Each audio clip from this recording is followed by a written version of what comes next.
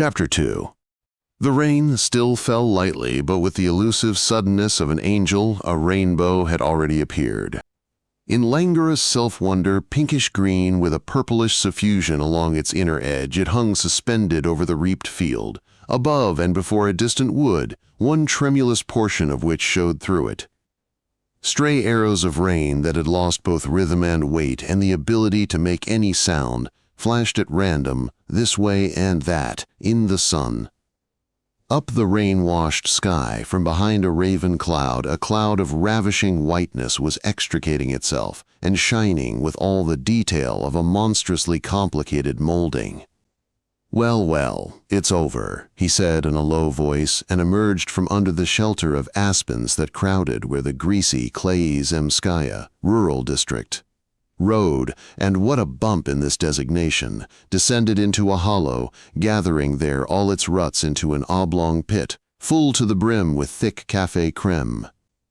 My darling, pattern of Elysian hues. Once in Ordos, my father, climbing a hill after a storm, inadvertently entered the base of a rainbow, the rarest occurrence, and found himself in colored air, in a play of light as if in paradise. He took one more step and left paradise. The rainbow was already fading. The rain had quite stopped. It was scorching hot. A horsefly with satiny eyes settled on his sleeve. A cuckoo began to call in a copse, listlessly, almost questioningly. The sound swelled like a copule, and again like a copule, unable to find a solution. The poor fat bird probably flew further away, for everything was repeated from the beginning, in the manner of a reduced reflection. It sought, who knows, a place for the best, the saddest effect. A huge butterfly, flat in flight, bluish-black with a white band, described a supernaturally smooth arc, settled on the damp earth, closed its wings, and with that, disappeared. This is the kind that now and then a panting peasant lad brings one, cramming it with both hands into his cap. This is the kind that soars up from under the mincing hooves of the doctor's well-behaved little pony, when the doctor, holding the almost superfluous reins in his lap, or else simply tying them to the front board, pensively drives along the shady road to the hospital. But on occasion you find 4 black and white wings with brick-colored undersides scattered like playing cards over a forest footpath, the rest eaten by an unknown bird. He jumped a puddle where 2 dung beetles had fastened onto a straw, getting in each other's way, and printed his soul on the edge of the road, a highly significant footprint, ever looking upward and ever seeing him who has vanished. Walking through a field, alone, beneath the magnificently rushing clouds, he remembered how, with his first cigarettes in his first cigarette case, he had approached an old reaper here and asked for a light. The peasant had taken out a box from his gaunt breast and given it to him unsmilingly, but the wind was blowing, match after match went out before it had hardly flared, and after every one he grew more ashamed. While the man watched with a kind of detached curiosity the impatient fingers of the wasteful young squire. He went deeper into the wood. Planks had been laid along the path, black and slimy, with reddish-brown aments and leaves that had stuck to them. Who was this? Had dropped a russula, breaking open its white fan. In reply came the sound of hallooing. Girls were gathering mushrooms and bilberries, the latter seeming so much darker in the basket than on their stalks. Among the birches there was an old acquaintance, with a double trunk, a birch lyre, and beside it an old post with a board on it. Nothing could be made out on it, except bullet marks. A Browning had once been fired at it by his English tutor, also Browning. And then father had taken the pistol, swiftly and dexterously ramming bullets into the clip, and knocked out a smooth K with 7 shots. Farther on, a bog orchis bloomed unceremoniously in a patch of marshy ground, behind which he had to cross a back road, and off to the right a white wicket gate gleamed, the entrance to the park. Trimmed with ferns outside, luxuriantly lined with jasmine and honeysuckle inside, in places darkened by fir needles, in others lightened by birch leaves, this huge, dense, and multi-pathed park stood poised in an equilibrium of sun and shadow, which formed from night to night a variable, but in its variability a uniquely characteristic harmony.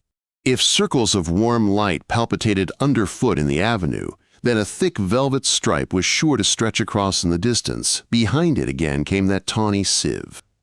While further at the bottom there deepened a rich blackness that, transferred to paper, would satisfy the watercolorist only as long as the paint remained wet, so that he would have to put on layer after layer to retain its beauty, which would immediately fade.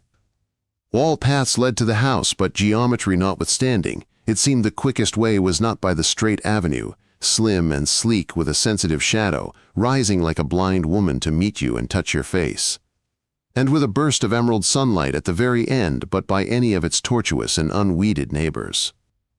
He walked along his favorite one toward the still invisible house, past the bench on which, according to established tradition, his parents used to sit on the eve of his father's regular departures on his travels.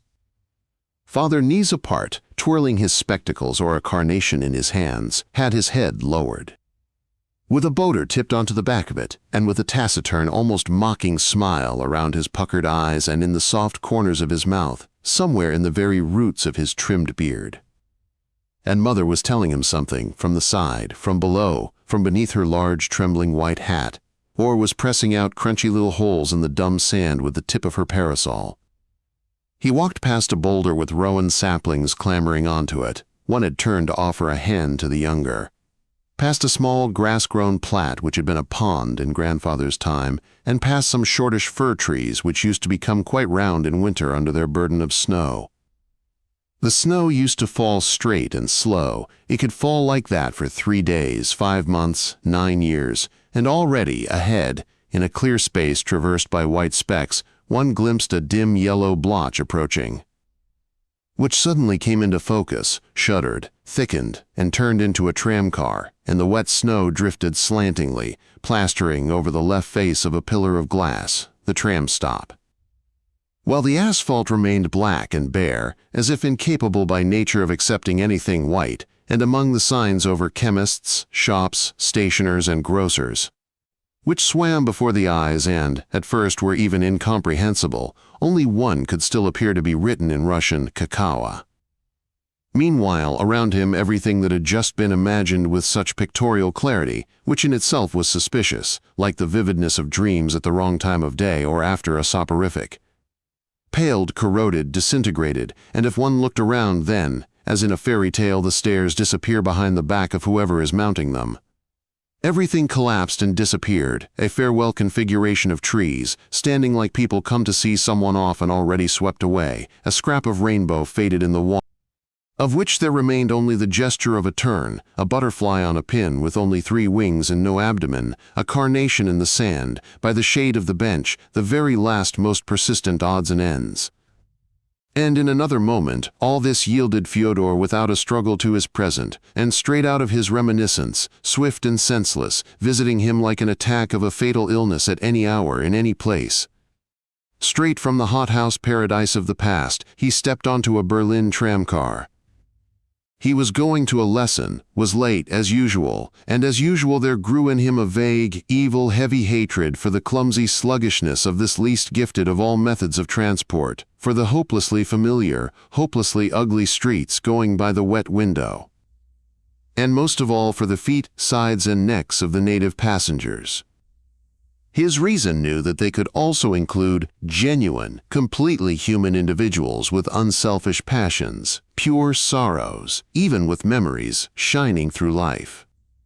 But for some reason, he got the impression that all these cold, slippery eyes, looking at him as if he were carrying an illegal treasure, which his gift was, essentially, belonged only to malicious hags and crooked hucksters. The Russian conviction that the German is in small numbers vulgar and in large numbers unbearably vulgar was, he knew, a conviction unworthy of an artist. But nonetheless, he was seized with a trembling, and only the gloomy conductor with hunted eyes and a plaster on his finger, eternally and painfully seeking equilibrium and room to pass amidst the convulsive jolts of the car and the cattle-like crowding of standing passengers, seemed outwardly, if not a human being, then at least a poor relation to a human being.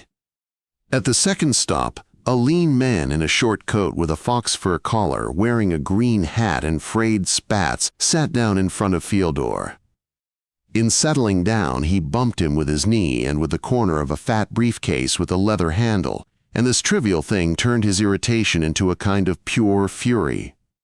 So that, staring fixedly at the sitter, reading his features, he instantly concentrated on him all his sinful hatred for this poor, pitiful, expiring nation, and knew precisely why he hated him, for that low forehead, for those pale eyes, for Vollmilch and extra stark, implying the lawful existence of the diluted and the artificial. For the Punchinello-like system of gestures, threatening children not as we do, with an upright finger, a standing reminder of divine judgment, but with a horizontal digit imitating a waving stick. For a love of fences, rows, mediocrity, for the cult of the office, for the fact that if you listen to his inner voice, or to any conversation on the street, you will inevitably hear figures, money, for the lavatory humor and crude laughter, for the fatness of the backsides of both sexes, even if for the visibility of cleanliness, the gleam of saucepan bottoms in the kitchen, and the barbaric filth of the bathrooms. For the weakness for dirty little tricks, for taking pains with dirty tricks, for the abominable object stuck carefully on the railings of the public gardens. For someone else's live cat, pierced through with wire as revenge on a neighbor, and the wire cleverly twisted at one end. For oralty in everything, self-satisfied, taken for granted. For the unexpected, rapturous helpfulness with which 5 passers-by help you to pick up some dropped farthings. 4. Thus, he threaded the points of his biased indictment, looking at the man who sat opposite him, until the latter took a copy of Vasiliev's newspaper from his pocket and coughed unconcernedly with a Russian intonation. "That's wonderful," thought Fyodor, almost smiling with delight. "How clever, how gracefully sly, and how essentially good life is."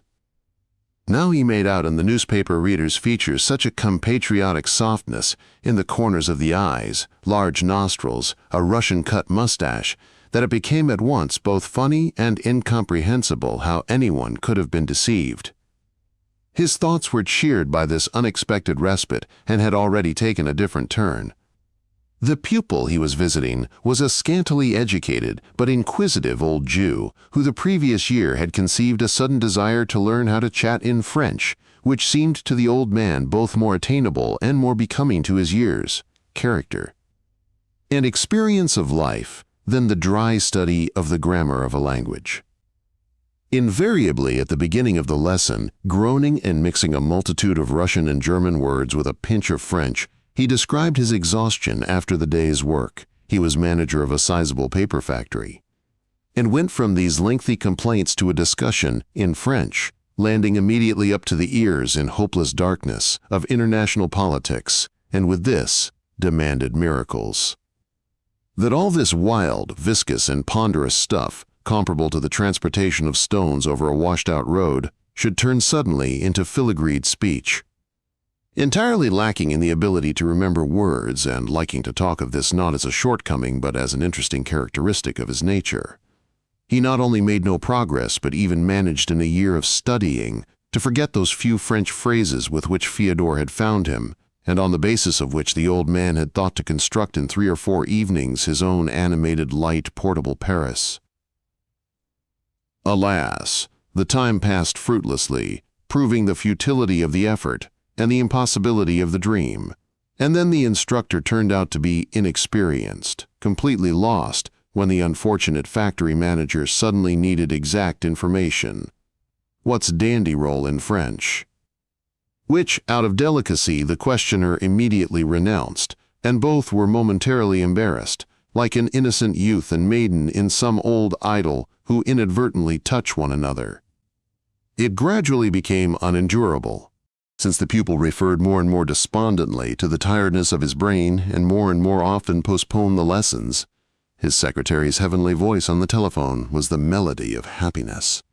It seemed to Fyodor that the latter had finally become convinced of his teacher's ineptitude, but that he was prolonging the mutual torment out of pity for his worn trousers, and would continue to do so to the grave. And now, sitting in the tramcar, he saw with ineffable vividness how in 7 or 8 minutes he would enter the familiar study, furnished in Berliner animal luxury, would settle in the deep leather armchair beside the low, metal table with its glass cigarette box open for him, and its lamp fashioned like a terrestrial globe, would light a cigarette, cross his legs with cheap gaiety, and come face to face with the agonized, submissive gaze of his hopeless pupil, would hear so clearly his sigh and the ineradicable "nu," "vui," with which he interlarded his answers. But suddenly the unpleasant feeling of lateness was replaced in Fyodor's soul by a distinct and somehow outrageously joyful decision not to appear at all for the lesson, to get off at the next stop and return home to his half-read book, to his unworldly cares, to the blissful mist in which his real life floated, to the complex, happy, devout work which had occupied him for about a year already. He knew that today he would receive payment for several lessons, knew that otherwise he would have to smoke and eat again on credit, but he was quite reconciled to this for the sake of that energetic idleness. Everything is here in this combination. For the sake of the lofty truancy he was allowing himself. And he was allowing it not for the first time. Shy and exacting, living always uphill, spending all his strength in pursuit of the innumerable beings that flashed inside him. As if at dawn, in a mythological grove, he could no longer force himself to mix with people either for money or for pleasure, and therefore he was poor and solitary. And, as if to spite common fate, it was pleasant to recall how once in the summer he had not gone to a party in a suburban villa, solely because the Chernyshevskys had warned him that a man would be there who perhaps could help him. Or how the previous autumn he had not found time to communicate with a divorce bureau which needed a translator, because he was composing a verse drama, because the lawyer promising him this income was importunate and stupid. Because, finally, he put it off too long and then was unable to make up his mind. He worked his way out onto the car's platform. Just then the wind searched him cruelly, after which Fyodor drew the belt of his mackintosh tighter and adjusted his scarf, but the small amount of tram warmth had already been taken away from him. The snow had ceased falling, but where it went no one knew. There remained only a ubiquitous dampness which was evidenced both in the swishing sound of motor tires and in the pig-like sharpness of the ear-torturing, ragged squeal of car horns, and in the darkness of the day, shivering with cold, with sadness, with loathing for itself, and in the particular shade of yellow of the already lighted shop windows, in the reflections and refractions, in the liquid lights, in all this sick irritation of electric light. The tram came out on the square and, braking excruciatingly, stopped. But it was only a preliminary stop, because in front, by the stone island crowded with people standing by to board, two other trams had got stuck, both with cars coupled on. And this inert agglomeration was also evidence somehow of the disastrous imperfection of the world in which Fyodor still continued to reside. He could stand it no longer. He jumped out and strode across the slippery square to another tram line on which, by cheating, he could return to his own district on the same ticket, good for one transfer, but not at all for a return journey. But the honest official calculation that a passenger would travel in one direction only was undermined in certain cases by the fact that, knowing the routes, one could turn a straight journey imperceptibly into an arc, bending back to the point of departure. This clever system, pleasant evidence of a certain purely German flaw in the planning of tram routes, was willingly followed by Fyodor. From absent-mindedness, however, from an incapacity to cherish a material advantage for any length of time, and already thinking of something else, he paid automatically for the new ticket he had intended to save on. And even then the cheat prospered. Even then, not he but the city transport department proved to be out of pocket, and furthermore for a much, much greater sum, the price of a Nord Express ticket, than could have been expected. Crossing the square and turning into a side street, he walked toward the tram stop through a small, at first glance, thicket of fir trees, gathered here for sale on account of the approach of Christmas. They formed between them a kind of small avenue. Swinging his arms as he walked, he brushed his fingertips against the wet needles. But soon the tiny avenue broadened out, the sun burst forth, and he emerged onto a garden terrace, where on the soft red sand one could make out the sigla of a summer day.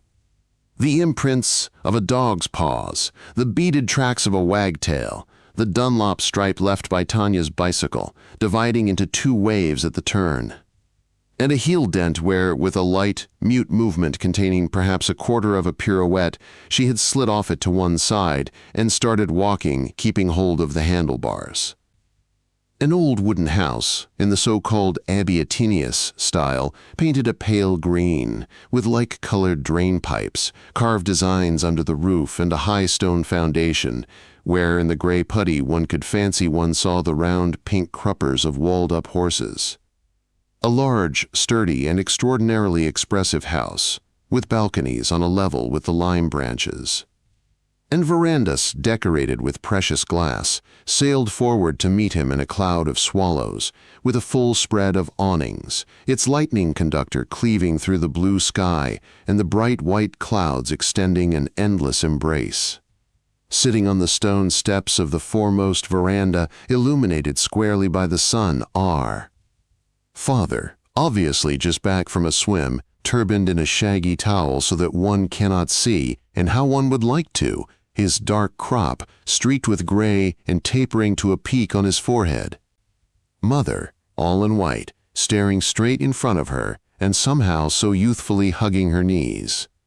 Next to her, Tanya, in an ample blouse, the end of her black braid lying on her collarbone, her smooth parting lowered, holding in her arms a fox terrier whose mouth is creased in a wide smile from the heat.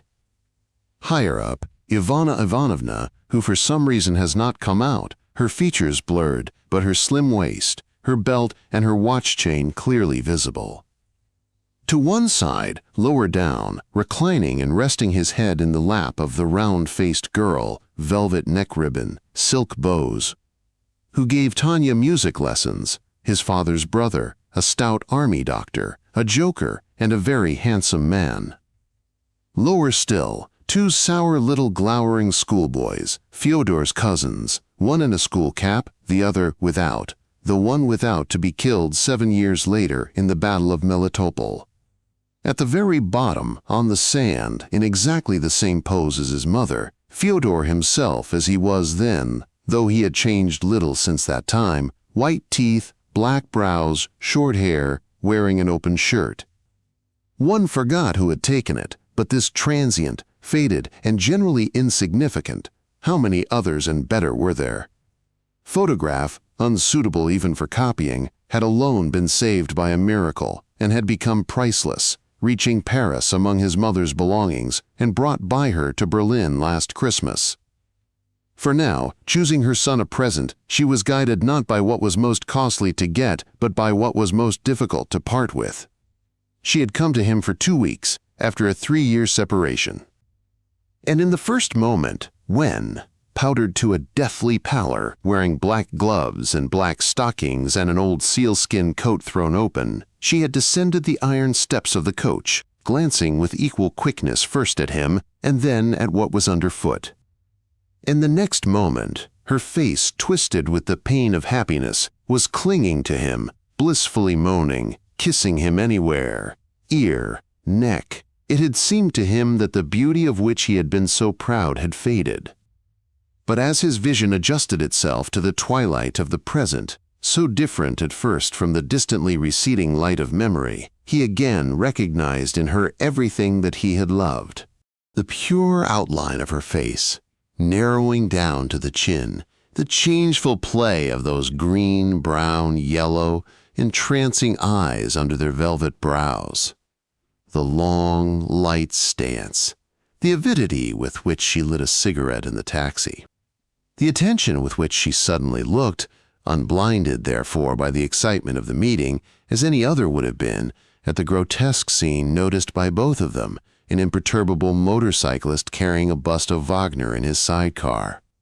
And already, by the time they were coming up to the house, the light of the past had overtaken the present, had soaked it to saturation point. And everything became the same as it had been in this very Berlin 3 years previously, as it had once been in Russia, as it had been and would be forever. A spare room was found at Frau Stowboy's place, and there, on the first evening, an open dressing case, rings taken off and laid on the marble washstand. lying on the sofa and ever so quickly eating raisins without which she could not pass a single day, she spoke of what she had constantly returned to for almost 9 years now, repeating over again, incoherently, gloomily, ashamedly, turning her eyes away. As if confessing to something secret and terrible, that she believed more and more that Fyodor's father was alive, that her mourning was ridiculous, that the vague news of his death had never been confirmed by anyone, that he was somewhere in Tibet, in China, in captivity. In prison, in some desperate quagmire of troubles and privations, that he was convalescing after some long, long illness, and suddenly, flinging open the door noisily, stamping on the step, he would enter. And to an even greater degree than before, these words made Fyodor feel both happier and more frightened. Accustomed willy-nilly to consider his father dead all these years, he sensed something grotesque in the possibility of his return. Was it admissible that life could perform not only miracles, but miracles necessarily deprived, otherwise they would be unbearable, of even the tiniest hint of the supernatural? The miracle of this return would consist in its earthly nature, in its compatibility with reason, in the swift introduction of an incredible event into the accepted and comprehensible linkage of ordinary days. But the more the necessity for such naturalness grew with the years, the more difficult it became for life to meet it, and now what frightened him was not simply the imagining of a ghost, but the imagining of one that would not be frightening. There were days when it seemed to Fyodor that suddenly on the street, in Berlin there are little cul-de-sacs where at dusk the soul seems to dissolve. He would be approached by an old man of 70, in fairy-tale rags, shrouded to the eyes in beard, who would wink and say, as he had once been wont to, "Hello, son." His father often appeared to him in dreams, as if just returned from some monstrous penal servitude, having experienced physical tortures which it was forbidden to mention. Now changed into clean linen, it was impossible to think of the body underneath, and with a completely uncharacteristic expression of unpleasant, momentous sullenness, with a sweaty brow and slightly bared teeth, sitting at table in the circle of his hushed family. But when, overcoming his sensation of the spuriousness of the very style foisted on fate, he nevertheless forced himself to imagine the arrival of a live father, aged but undoubtedly his, and the most complete, most convincing possible explanation of his silent absence, he was seized, not by happiness, but by a sickening terror, which, however, immediately disappeared and yielded to a feeling of satisfied harmony when he removed this meeting beyond the boundary of earthly life. But on the other hand, it happens that over a long period you are promised a great success, in which from the very start you do not believe. So dissimilar is it from the rest of fate's offerings, and if from time to time you do think of it, then you do so as it were to indulge your fantasy. But when, at last, on a very ordinary day with a west wind blowing, the news comes, simply, instantaneously and decisively destroying any hope in it, then you are suddenly amazed to find that although you did not believe in it, you had been living with it all this time. Not realizing the constant close presence of the dream, which had long since grown fat and independent, so that now you cannot get it out of your life without making a hole in that life. Thus had Fyodor, in spite of all logic, and not daring to envision its realization, lived with the familiar dream of his father's return, a dream which had mysteriously embellished his life and somehow lifted it above the level of surrounding lives, so that he could see all sorts of distant and interesting things, just as, when a little boy, his father used to lift him by his elbows, thus enabling him to see what was interesting over a fence. After the first evening, when she had renewed her hope and become convinced that the same hope was alive in her son, Elizaveta Pavlovna no longer referred to it in words, but, as usual, it was taken for granted in all their conversations, especially since they did not converse much aloud. Frequently, after several minutes of animated silence, Fyodor would suddenly notice that the whole time they both knew very well what it was about, this double, almost subgrammatical speech which emerged as a single stream, as a word understood to both of them. And sometimes they would play like this, sitting side by side and silently imagining to themselves that each was taking the same Lashino walk. They went out of the park, took the path along the field. There was a river to the left behind the alders. Across the shady graveyard where sun-flecked crosses were measuring something terribly large with their arms, and where it was somehow awkward to pick the raspberries. Across the river, upwards again, through the wood, to another bend of the river. To the Pont des Vaches and farther, through the pines and along the Chemin du Pendu, familiar nicknames, not grating to their Russian ears but thought up when their grandfathers had been children. And suddenly, in the middle of this silent walk being performed by two minds, using according to the rules of the game the rate of a human footstep, although they could have flown over their whole domains in a single instant, both stopped and said where they had got to, and when it turned out, as it often did, that neither one had outpaced the other, having halted in the same coppice, the same smile flashed upon mother and son and shone through their common tear. Very soon they again got into their inner rhythm of intercourse, for there was little new that they did not know already from letters. She told him in great detail about the recent wedding of Tanya, who had now gone off to Belgium until January with a husband still unknown to Fyodor, an agreeable, quiet, very polite, and completely unremarkable gentleman working in the field of radio. And that when they returned, she would move into a new flat with them in an enormous house near one of the Paris gates. She was glad to be leaving the small hotel with the steep, dark staircase. Where she had been living with Tanya in a tiny but many-cornered room, completely swallowed up by a mirror and visited by bedbugs of various caliber, from transparent pink baby ones to leathery brown fatties, which congregated first behind the wall calendar with a Russian landscape by Levitan on it, and then closer to the field of action.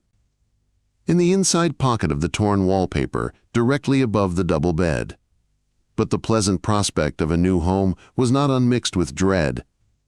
She had an antipathy to her son-in-law, and there was something forced in Tanya's brisk, showy happiness. You see, he's not quite our set, she confessed, stressing this with a certain tightening of the jaws and a downward look.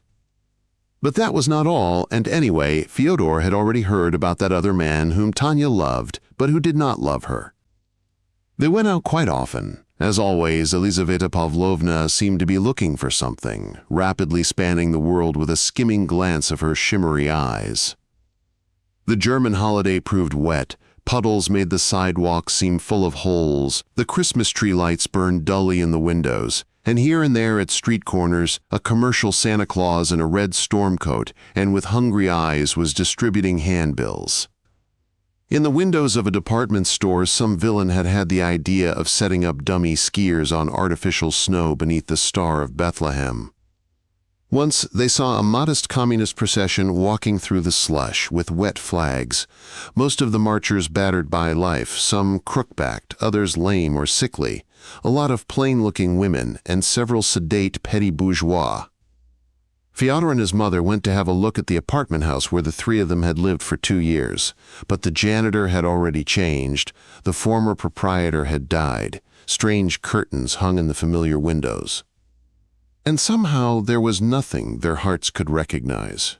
They visited a cinema where a Russian film was being shown, which conveyed with particular brio the globules of sweat rolling down the glistening faces of the factory workers, while the factory owner smoked a cigar all the time. And of course he took her to see Madame Chernyshevsky. The introduction was not altogether a success. Madame Chernyshevsky met her guest with a doleful tenderness meant to show that the experience of grief had linked them long and closely. But Elizaveta Pavlovna was most of all interested in what the other woman thought of Fyodor's verses, and in why no one was writing about them.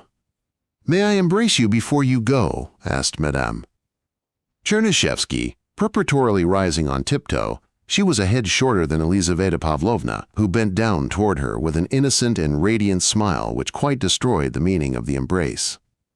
"It's all right, one must be brave," said the lady, letting them out onto the stairs and covering her chin with the end of the downy shawl in which she was wrapped. "One must be brave. I've learned to be so brave that I could give lessons in endurance, but I think you've also come well through this school." "You know," said Elizaveta Pavlovna, stepping lightly but cautiously down the stairs and not turning her lowered head toward her son, "I think I'll just buy cigarette papers and tobacco. Otherwise it comes out so dear," and immediately she added in the same voice, "Goodness, how sorry I am for her." And indeed, it was impossible not to pity Madame Chernyshevsky. Her husband had been kept over 3 months already in an institute for the mentally ailing, in the semi-loony bin, as he himself playfully expressed it in moments of lucidity. As long ago as October, Fyodor had once visited him there. In the sensibly furnished ward sat a fatter, rosier, beautifully shaven and completely insane Chernyshevsky in rubber slippers and a waterproof cloak with a hood. "Why are you dead?" was the first thing he asked, more discontent than surprised. In his capacity as chairman of the Society for Struggle with the Other World, he was continually devising methods to prevent permeation by ghosts. His doctor, employing a new system of logical connivance, did not oppose this. And now, probably on the basis of its non-conductive quality in another sphere, he was trying out rubber, but evidently the results achieved so far were mainly negative since. When Fyodor was about to take a chair for himself, which was standing to one side, Chernyshevsky said irritably, "Leave it alone, you see very well there are 2 sitting on it already, and this, too, and the rustling cloak which plashed up with every movement, and the wordless presence of the attendant, as if this had been a meeting in prison." And the whole of the patient's conversation seemed to Fyodor an unbearable, caricatured vulgarization of that complex, transparent, and still noble though half-insane state of mind in which Chernyshevsky had so recently communicated with his lost son. With the broad comedy inflections he had formerly reserved for jokes, but which he now used in earnest, he launched into extensive lamentations, all for some reason in German, over the fact that people were wasting money to invent anti-aircraft guns and poison gases, and not caring at all about the conduct of another, 1,000,000 times more important, struggle. Fyodor had a healed-over scrape on the side of his temple. That morning he had knocked it against one of the ribs of a radiator in hastily recovering the top of a toothpaste tube which had rolled underneath it. Suddenly breaking off his speech, Chernyshevsky pointed squeamishly and anxiously at his temple. "Was haben Sie da?" he asked with a grimace of pain, and then smiled unpleasantly, and growing more and more angry and agitated, began to say that you could not get by him. He had recognized right away, he said, a recent suicide. The attendant came up to Fyodor and asked him to leave. And walking through the funereally luxuriant garden, past unctuous beds in which bastoned dark crimson dahlias were blooming in blessed sleep and eternal repose, toward the bench where he was awaited by Madame. Chernyshevsky, who never went in to her husband but spent whole days in the immediate vicinity of his quarters, preoccupied, brisk, always with packages, walking over the variegated gravel between myrtle shrubs, resembling furniture, and taking the visitors he passed for paranoiacs.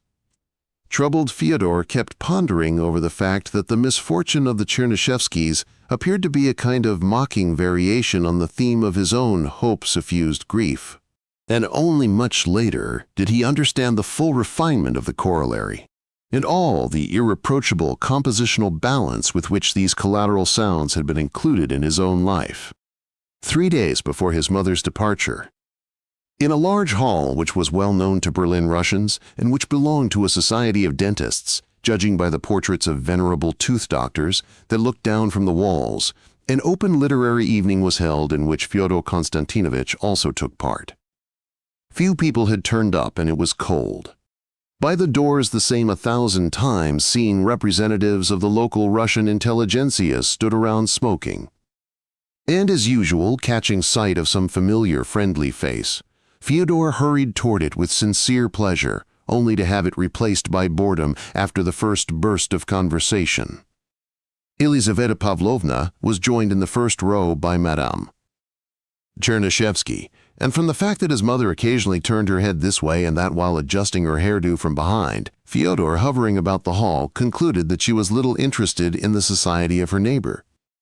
At last the program began. First to read was a name writer, who in his time had appeared in all the Russian reviews, a gray-haired, clean-shaven old man, rather resembling a hoopoe, with eyes which were too good-natured for literature. In a sensibly everyday kind of voice, he read a tale of Petersburg life on the eve of the Revolution, with an ether-sniffing vamp, chic spies, champagne, Rasputin, and apocalyptically apoplectic sunsets over the Neva. After him a certain Kron, writing under the pseudonym of Rostislav Stranny, Rostislav the Strange. gladdened us with a long story about a romantic adventure in the town of 100 eyes, beneath skies unknown. For the sake of beauty, his epithets were placed after the nouns, his verbs had also flown off somewhere or other, and for some reason the word storozhko, warily, was repeated about a dozen times. She warily let fall a smile. The chestnuts broke warily into blossom. After the interval, poets came thick and fast. A tall youth with a button-like face, another, shortish, but with a large nose, an elderly lady wearing pince-nez, another, younger, one, and finally Konchaev, who, in contrast to the triumphant precision and polish of the others, muttered his verses in a low, tired voice. But there dwelt independently in them such music. In the seemingly dark verse, such a chasm of meaning yawned at one's feet, so convincing were the sounds, and so unexpectedly, out of the very same words every poet was stringing together, there sprang up, played, and slipped away without ever quenching one's thirst, a unique perfection, bearing no resemblance to words and in no need of words, that for the first time that evening the applause was not feigned. Last to appear was Godunov-Cherdintsev. From the poems written during the summer, he read those which Elizaveta Pavlovna liked so much, on Russia, the yellow birches, mute in the blue sky, and on Berlin, beginning with the stanza, "Things here are in a sorry state. Even the moon is much too rough, though it is rumored to come straight from Hamburg, where they make the stuff." And the one which moved her most of all, although she did not think to connect it with the memory of a young woman long dead, whom Fyodor had loved when 16. One night, between sunset and river, on the old bridge we stood, you and I. "Will you ever forget it?" I queried. "That particular swift that went by?" And you answered, so earnestly, "Never!" And what sobs made us suddenly shiver? What a cry life emitted in flight! "Till we die, till tomorrow, forever." You and I on the old bridge one night. But it was getting late. Many people were moving toward the exit. One lady was putting on her coat with her back to the platform. The applause was sparse. The damp night gleamed black on the street, with a raging wind. Never, never will we reach home. But nonetheless a tram came, and hanging on a strap in the gangway over his mother sitting by the window, Fyodor thought with heavy revulsion of the verses he had written that day, of word fissures, of the leakage of poetry. And at the same time, with proud, joyous energy, with passionate impatience, he was already looking for the creation of something new, something still unknown, genuine, corresponding fully to the gift which he felt like a burden inside himself. On the eve of her departure, they both sat up late in his room, she in the armchair, easily and skillfully, whereas formerly she could not sew a button on, darning and mending his pitiful things, while he, on the sofa, biting his nails, was reading a thick battered book. Earlier in his youth he had skipped some of the pages, Angelo, Journey to Arzrum, but lately it was precisely in these that he had found particular pleasure. He had only just got to the words, "The frontier held something mysterious for me. To travel had been my favorite dream since childhood," when suddenly he felt a sweet, strong stab from somewhere. Still not understanding, he put the book to one side and slipped blind fingers into a box full of homemade cigarettes. At that moment his mother said without raising her head, "What did I just remember?" "Those funny rhymes about butterflies and moths which you and he composed together when we were out walking, you remember?" "Your blue-striped cataclyd shows from under its gray lid." "Yes," replied Fyodor, "some were downright epics. A dead leaf is not hoarier than a newborn arborea." What a surprise it had been! Father had only just brought back the very first specimen from his travels, having found it during the initial trek through Siberia. He had not even had time to describe it yet. And on the first day after his return, in the Leshino Park, 2 paces from the house. With no thought of Lepidoptera, while strolling with his wife and children, throwing a tennis ball for the fox terriers, basking in his return, in the balmy weather, and the health and gaiety of his family. But unconsciously noting, with the experienced eye of a hunter, every insect along his path, he had suddenly pointed out to Fyodor with the tip of his cane a plump, reddish-gray Epicneptera moth with sinuate margins, of the leaf-mimicking kind, hanging asleep from a stalk under a bush. He had been about to walk on. The members of this genus look very much alike. But then squatted down, wrinkled his forehead, inspected his find, and suddenly said in a bright voice, "Well, I'm damned. I need not have gone so far." "I always said so," interposed his wife with a laugh. The furry little monster in his hand belonged to the new species he had just brought back, and now it had cropped up here in the province of St. Petersburg, whose fauna had been so well investigated. But, as often happens, the momentum of mighty coincidence did not stop there. It was good for one more stage. Only a few days later, his father learned that this new moth had just been described from St. Petersburg specimens by a fellow scientist, and Fyodor cried all night long. They had beaten father to it. And now Elizaveta Pavlovna was about to return to Paris. They stood for a long time on the narrow platform waiting for the train, next to the luggage elevator, while on the other lines the sad city train stopped for a moment, hastily banging their doors. The Paris Express rushed in. His mother boarded and immediately thrust her head through the window, smiling. By the neighboring opulent sleeping car, seeing off an unpretentious old lady, stood a couple, a pale, red-lipped beauty in a black silk coat with a high fur collar and a famous stunt flyer. Everyone was staring at him, at his muffler, at his back, as if expecting to find wings on it. "I have a suggestion to make," said his mother gaily as they parted. "I have about 70 marks left, which are quite useless to me, and you must eat better." "I can't look at you, you're so thin." "Here, take them." "Avec joie," he replied, instantly envisioning a year's past at the State Library, milk chocolate and some mercenary young German girl whom, in his baser moments, he kept planning to get for himself. Pensive, abstracted, vaguely tormented by the thought that somehow in his talks with his mother he had left the main thing untold, Fyodor returned home, took off his shoes, broke off the corner of a chocolate bar, together with its silver paper, moved the book left open on the sofa closer. The harvest rippled, awaiting the sickle. Again, that divine stab. And how it called, how it prompted him, the sentence about the Terek. In faith, the river was awesome. Or, even more fitly, more intimately, about the Tartar women. They were sitting on horseback, swathed in yashmaks. All one could see were their eyes and the heels of their shoes. Thus did he hearken to the purest sound from Pushkin's tuning fork, and he already knew exactly what this sound required of him. 2 weeks after his mother's departure, he wrote her about what he had conceived, what he had been helped to conceive by the transparent rhythm of Ars Room, and she replied as if she had already known about it. "It is a long time since I have been as happy as I was with you in Berlin, but watch out, this is no easy undertaking. I feel in my heart that you will accomplish it wonderfully, but remember that you need a great deal of exact information and very little family sentimentality. If you need anything, I'll tell you all I can, but take care of the special research where you are, and this is most important. Take all his books and those of Grigory Efimovitch and those of the Grand Duke and lots more. Of course, you know how to obtain all this, and be sure to get into touch with Vasily Germanovich Kruger. Search him out if he's still in Berlin. They once traveled together, I remember. And approach other people. You know whom better than I. Write to Avignov, to Verity, write to that German who used to visit us before the war, Ben Haas. Ban Haas.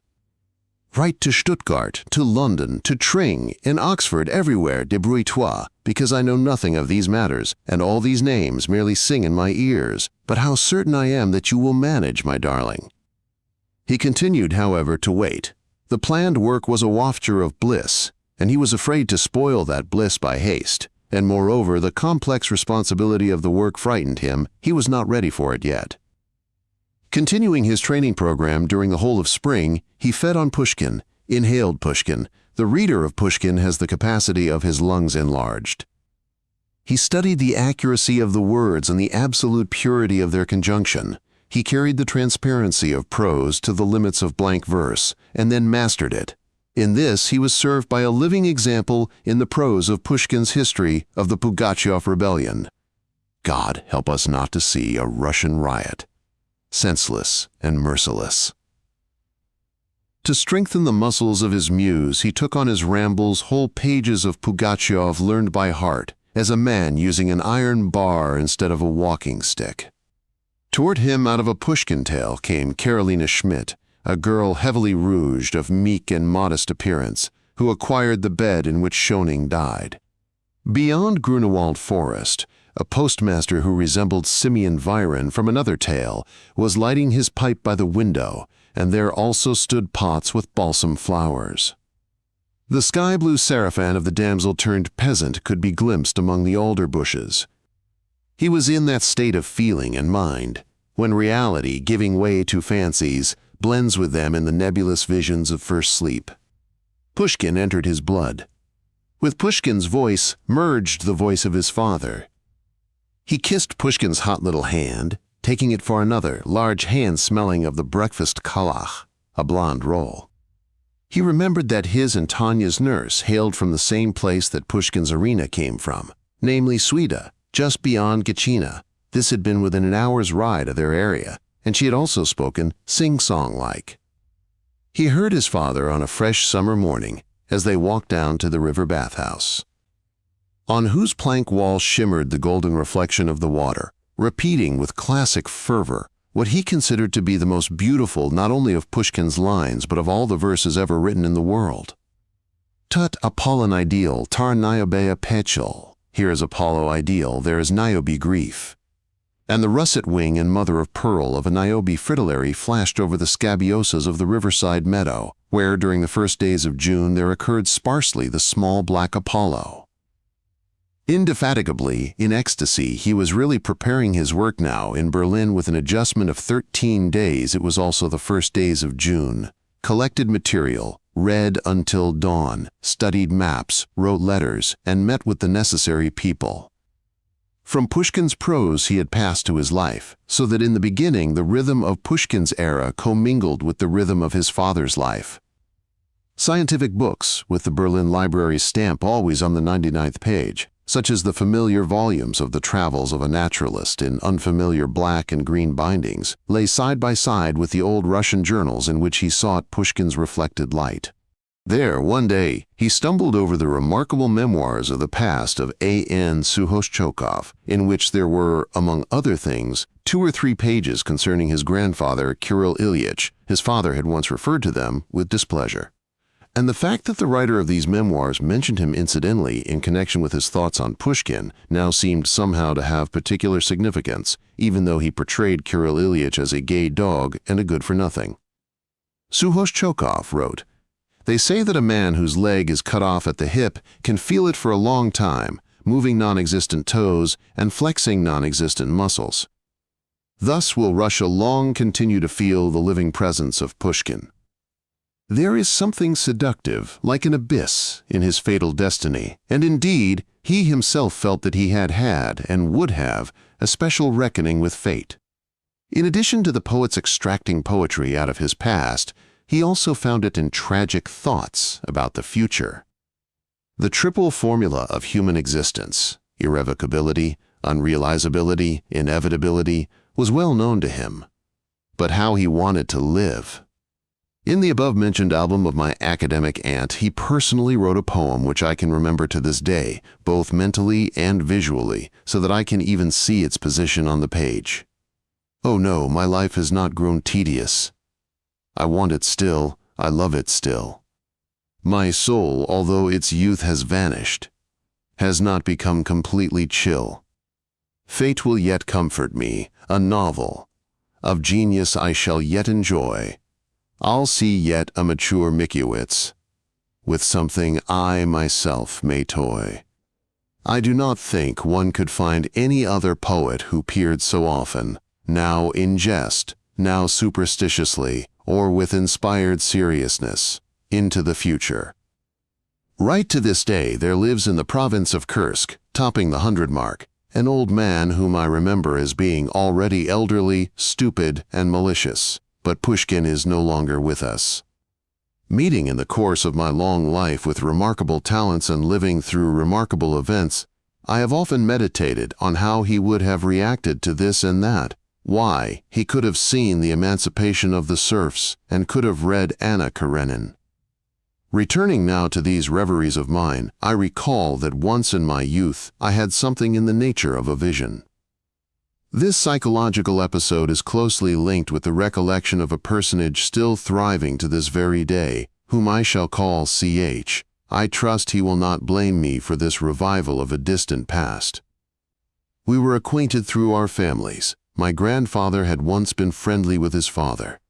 In 1836, while abroad, this C.H., who was then quite young, barely 17, quarreled with his family, and in so doing hastened, so they say, the decease of his sire, a hero of the Napoleonic War, and in the company of some Hamburg merchants sailed nonchalantly off to Boston, from there landing in Texas, where he successfully took up cattle breeding. In that manner 20 years passed. The fortune he had made he lost playing écarté on a Mississippi keelboat, won it back in the gaming houses of New Orleans, blued it all over again. And after one of those scandalously prolonged, noisy, smoky duels on closed premises which were then fashionable in Louisiana, and after many other adventures, he became homesick for Russia where, conveniently, a domain was awaiting him. And with the same carefree easiness with which he had left it, he returned to Europe. Once, on a winter's day in 1858, he visited us unexpectedly at our house on the Moika in St. Petersburg. Father was away, and the guest was received by us youngsters. As we looked at this outlandish fop in his soft black hat and black clothes, the romantic gloom of which caused his silk shirt with its sumptuous pleats, and his blue, lilac, and pink waistcoat with diamond buttons to stand out particularly dazzlingly, my brother and I could hardly contain our laughter and decided there and then to take advantage of the fact that during all these years he had heard absolutely nothing of his homeland, as if it had fallen through some trapdoor.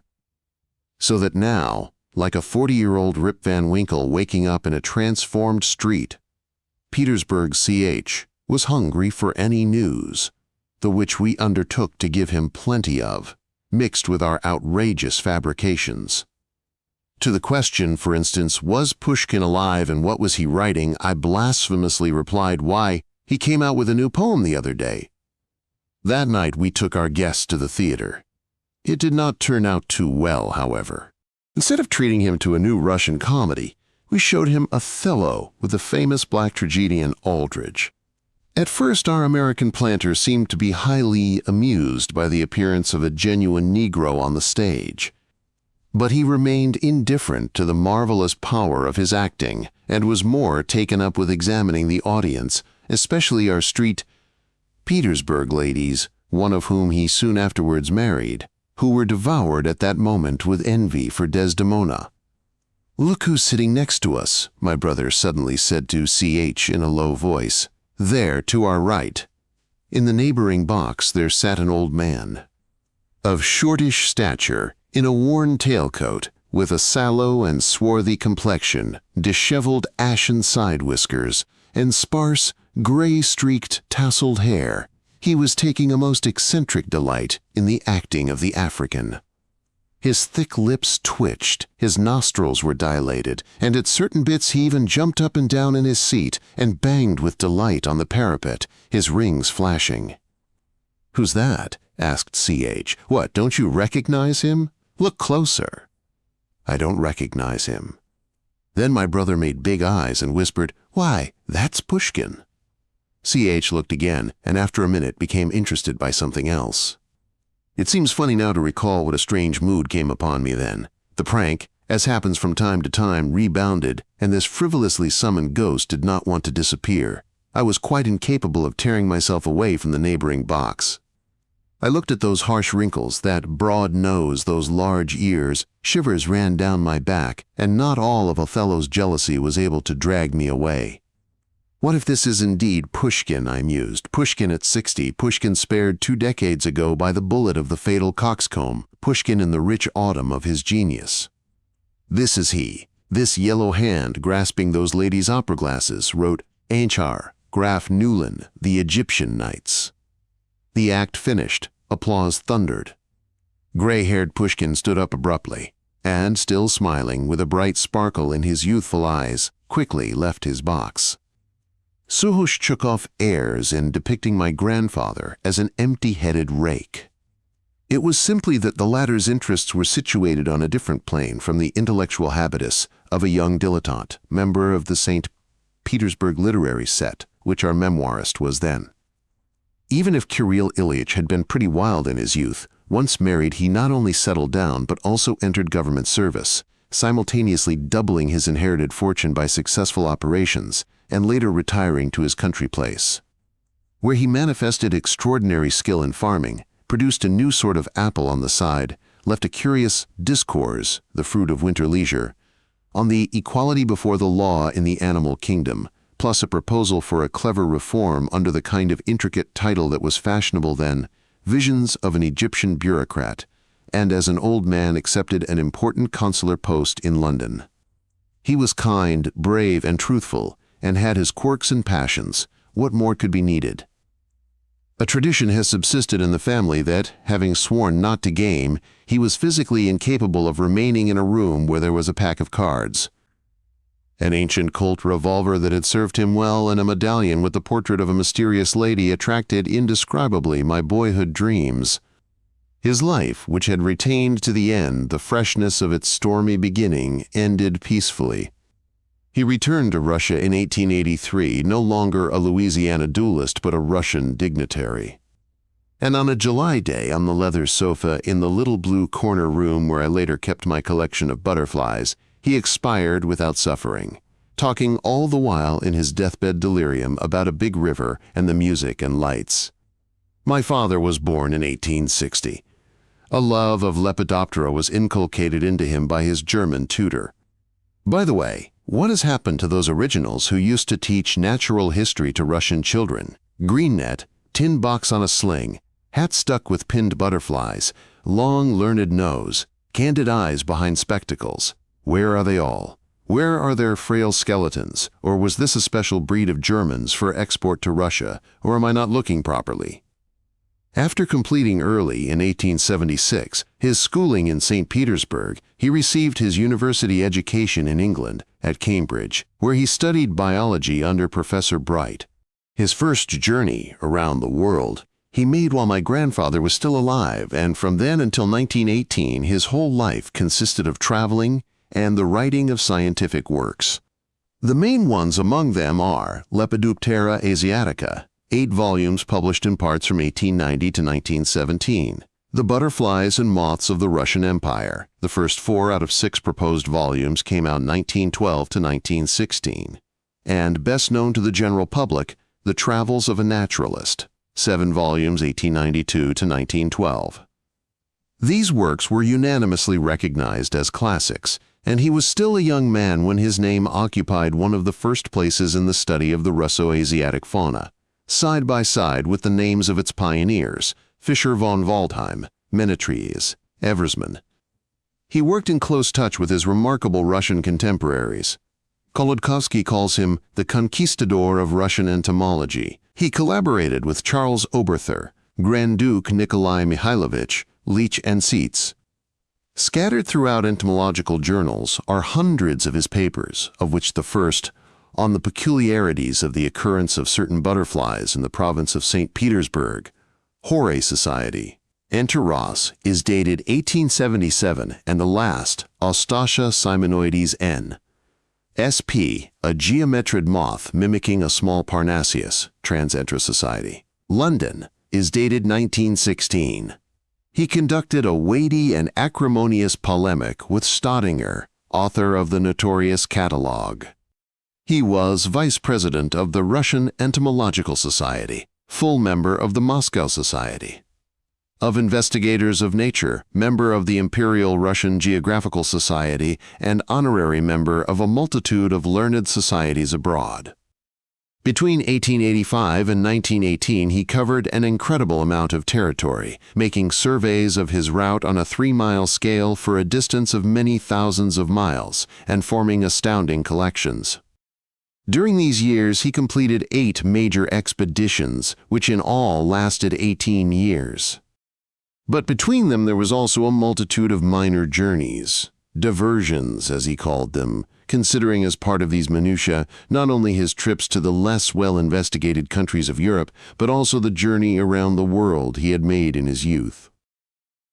Tackling Asia in earnest, he investigated eastern Siberia, Altai, Fergana, the Pamirs, western China, the islands of the Gobi Sea and its coasts, Mongolia, and the incorrigible continent of Tibet, and described his travels in precise, weighty words.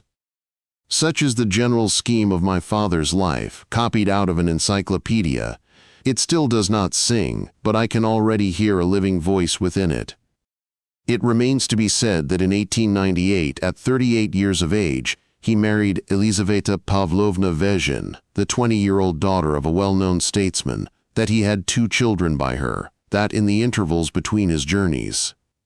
An agonizing, somehow sacrilegious question, hardly expressible in words, was her life with him happy, together and apart? Shall we disturb this inner world, or shall we limit ourselves to a mere description of routes, arida quaedam viarum descripto? Dear Mama, I now have a great favor to ask of you. Today is the 8th of July, his birthday. On any other day, I could never bring myself to ask you. Tell me something about you and him. Not the sort of thing I can find in our shared memories, but the sort of thing you alone have gone through and preserved.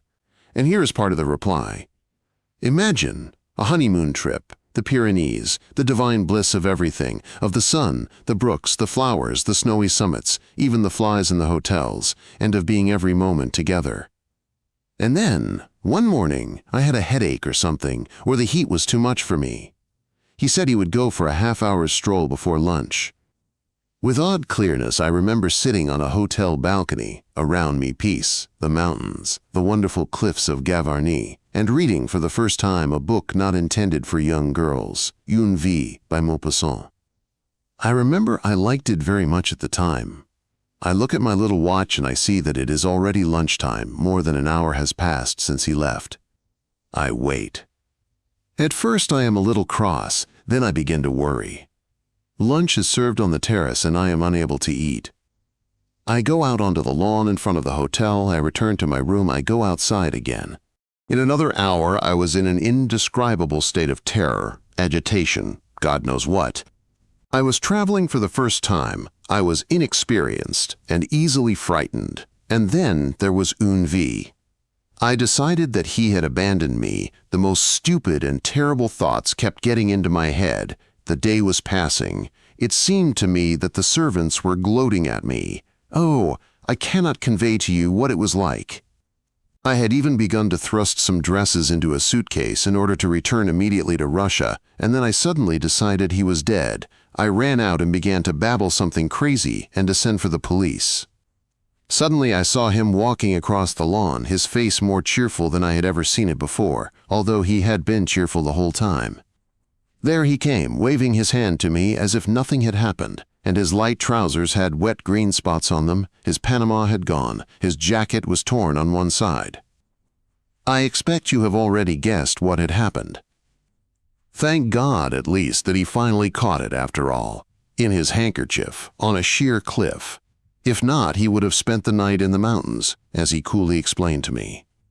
But now I want to tell you about something else, from a slightly later period when I already knew what a really good separation could be. You were quite small then, coming up to 3, you can't remember. That spring he went off to Tashkent. From there he was due to set off on a journey on the 1st of June and to be away for not less than 2 years. That was already the second big absence during our time together. I often think now that if all the years he spent without me from the day of our wedding were added together, they would amount in all to no more than his present absence. And I also think of the fact that it sometimes seemed to me then that I was unhappy, but now I know that I was always happy, that unhappiness was one of the colors of happiness. In short, I don't know what came over me that spring. I had always been sort of batty when he went away, but that time I was quite disgracefully so. I suddenly decided that I would catch up with him and travel with him at least till autumn. Secretly I gathered 1,000 things together. I had absolutely no idea what was needed, but it seemed to me that I was stocking up everything well and properly. I remember binoculars, and an alpenstock and a camp bed and a sun helmet and a hareskin coat straight out of The Captain's Daughter, and a little mother-of-pearl revolver, and some great tarpaulin affair that I was afraid of, and a complicated water bottle that I couldn't unscrew. In short, think of the equipment of Tartarin de Tarascon, how I managed to leave you little ones, how I said goodbye to you. That's in a kind of mist, and I don't remember any more how I slipped out from Uncle Oleg's surveillance, how I got to the station. But I was both frightened and cheerful. I felt myself a heroine, and on the stations everyone looked at my English traveling costume with its short, entendons new to the ankle, checked skirt, with the binoculars over one shoulder and a kind of purse over the other. That's how I looked when I jumped out of the tarantass in a settlement just outside of Tashkent, when in the brilliant sunlight, I shall never forget it, I caught sight of your father within 100 yards of the road. He was standing with one foot resting on a white stone, one elbow on a fence, and talking to two Cossacks. I ran across the gravel, shouting and laughing. He turned slowly, and when I suddenly stopped in front of him like a fool, he looked me all over, slit his eyes, and in a horribly unexpected voice spoke 3 words, "You go home." And I immediately turned, and went back to my carriage and got in it, and saw he had put his foot in exactly the same place, and had again propped his elbow, continuing his conversation with the Cossacks. And now I was driving back, in a trance, petrified, and only somewhere deep within me preparations had started for a storm of tears. But then, after a couple of miles, and here a smile broke through the written line, he overtook me, in a cloud of dust, on a white horse, and we parted this time quite differently, so that I resumed my way to St. Petersburg almost as cheerfully as I had left it, only that I kept worrying about you too, wondering how you were, but no matter, you were in good health. No, somehow it seems to me that I do remember all this, perhaps because it was subsequently often mentioned. In general, our whole daily life was permeated with stories about Father, with worry about him, expectations of his return, the hidden sorrow of farewells, and the wild joy of welcomings. His passion was reflected in all of us, colored in different ways, apprehended in different ways, but permanent and habitual. His home museum, in which stood rows of oak cabinets with glassed drawers full of crucified butterflies, the rest, the plants, beetles, birds, rodents, and reptiles, he gave to his colleagues to study.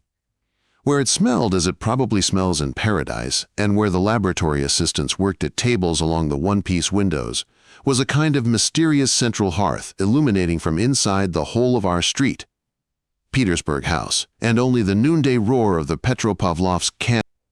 Our relatives, non-entomological friends, the servants, and the meekly touchy Ivana Ivanovna talked of butterflies not as of something really existing, but as of a certain attribute of my father, which existed only insofar as he existed, or as of an ailment with which everybody had long since got used to coping, so that with us entomology turned into some sort of routinary hallucination, like a harmless domestic ghost that sits down, no longer surprising anyone, every evening by the fireside.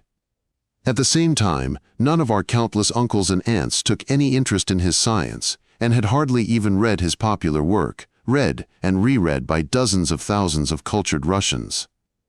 Of course, Tanya and I had learned to appreciate Father from earliest childhood, and he seemed even more enchanting to us than, say, that Harold about whom he told stories to us, Harold who fought with the lions in the Byzantine arena, who pursued brigands in Syria, bathed in the Jordan, took 80 fortresses by storm in Africa, the Blue Land, saved the Icelanders from starvation, and was famed from Norway to Sicily, from Yorkshire to Novgorod. Then, when I fell under the spell of butterflies, something unfolded in my soul, and I relived all my father's journeys as if I myself had made them.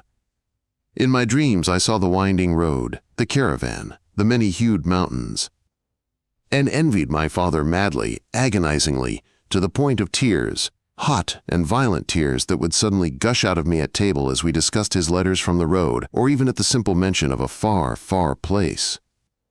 Every year, with the approach of spring, before moving to the country, I would feel within me a pitiful fraction of what I would have felt before departing for Tibet, on the Nevsky Avenue, during the last days of March. When the wooden blocks of the spacious street pavements gleamed dark blue from the damp and the sun, one might see, flying high over the carriages, along the facades of the houses, past the city hall, past the lindens in the square, past the statue of Catherine, the first yellow butterfly. In the classroom, the large window was open, sparrows perched on the windowsill, and teachers let lessons go by, leaving in their stead squares of blue sky, with footballs falling down out of the blueness. For some reason, I always had bad marks in geography, and what an expression our geography teacher would have when he used to mention my father's name. How the inquisitive eyes of my comrades turned on me at this point, and how within me the blood rose and fell from suppressed rapture and from fear of expressing that rapture, and now I think of how little I know. How easy it is for me to make some idiotic blunder in describing my father's researches. At the beginning of April, to open the season, the members of the Russian Entomological Society used to make a traditional trip to the other side of Black River, in a suburb of St. Petersburg, where, in a birch grove, which was still naked and wet, still showing patches of holy snow, there occurred on the trunks, its feeble, transparent wings pressed flat against the papery bark, our favorite rarity, a specialty of the province. Once or twice they took me with them too. Among these elderly family men cautiously, tensely practicing sorcery in an April wood, there was an old theater critic, a gynecologist, a professor of international law, and a general. For some reason I can recall especially clearly the figure of this General X.B. Lambovsky. There was something paschal about him.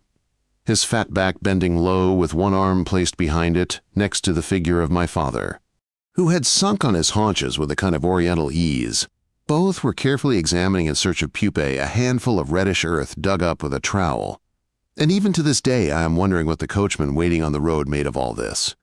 Sometimes in the country, grandmother would sail into our schoolroom, Olga Ivanovna Vazhin, plump, fresh-complexioned in mittens and lace. Bonjour les enfants. She would sing out sonorously, and then, heavily accenting the prepositions, she informed us. Je viens de voir dans le jardin, près du cèdre, sur une rose un papillon de toute beauté. Il était bleu, vert, pourpre, doré, et grand comme ça. Quickly take your net, she continued, turning to me, and go into the garden. Perhaps you can still catch it.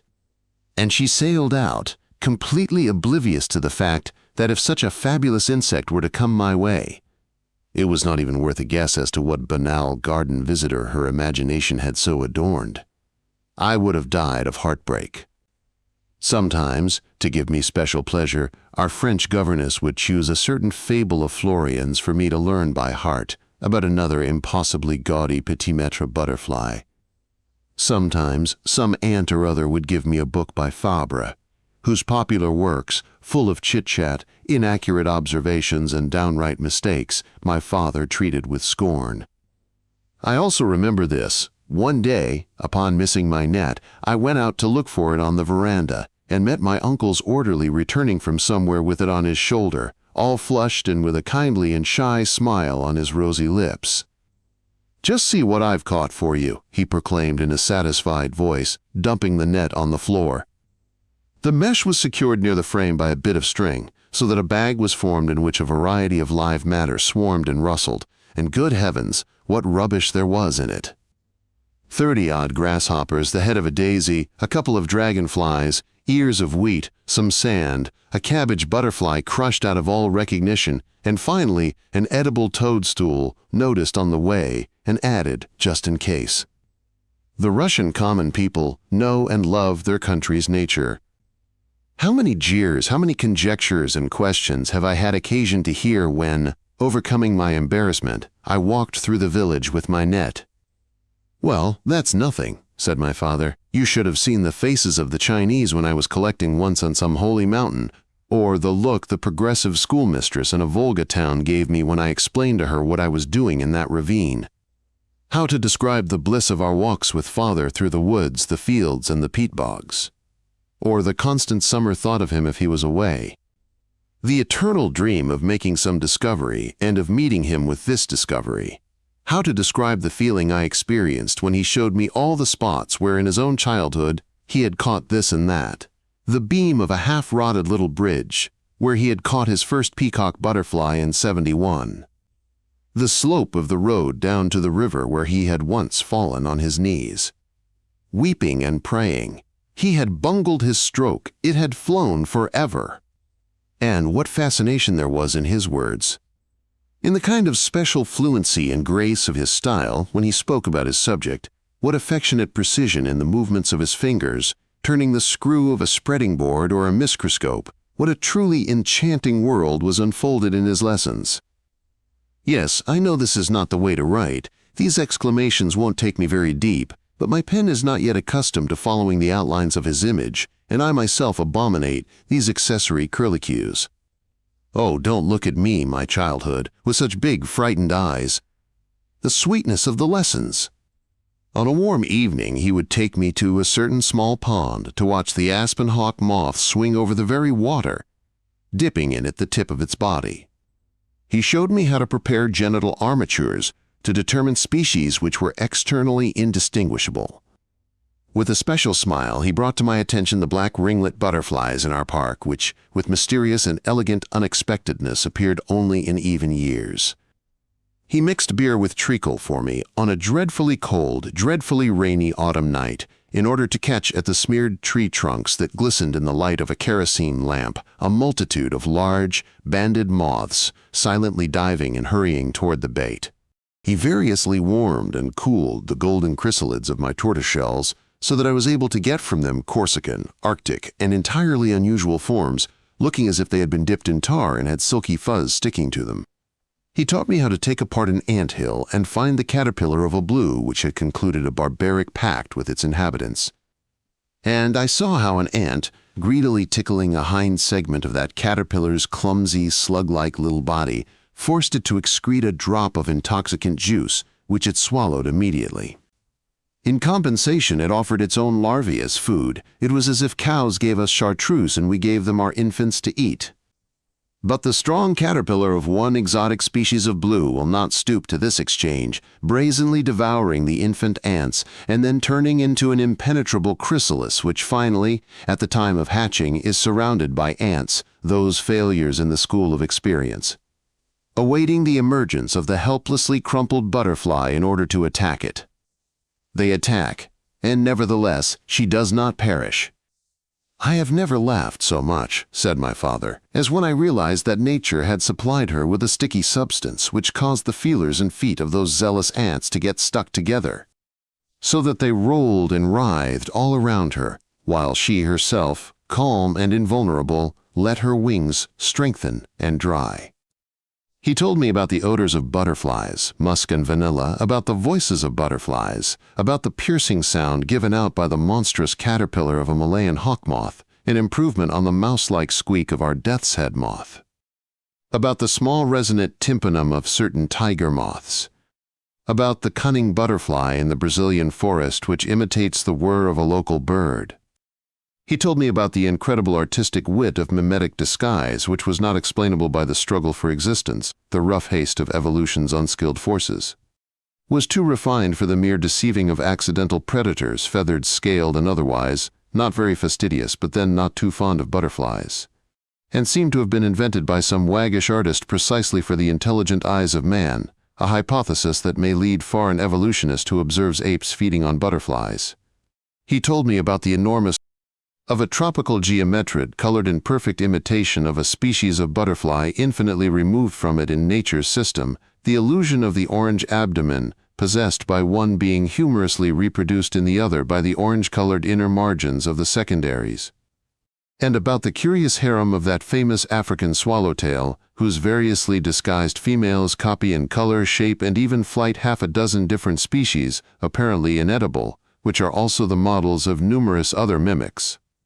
He told me about migrations, about the long cloud consisting of myriads of white periods that moves through the sky, indifferent to the direction of the wind, always at the same level above the ground, rising softly and smoothly over hills and sinking again into valleys, meeting perhaps another cloud of butterflies, yellow, filtering through it without stopping and without soiling its own whiteness, and floating further, to settle on trees toward nighttime, which stand until morning as if bestrewn with snow, and then taking off again to continue their journey. Whither? Why? A tale not yet finished by nature or else forgotten.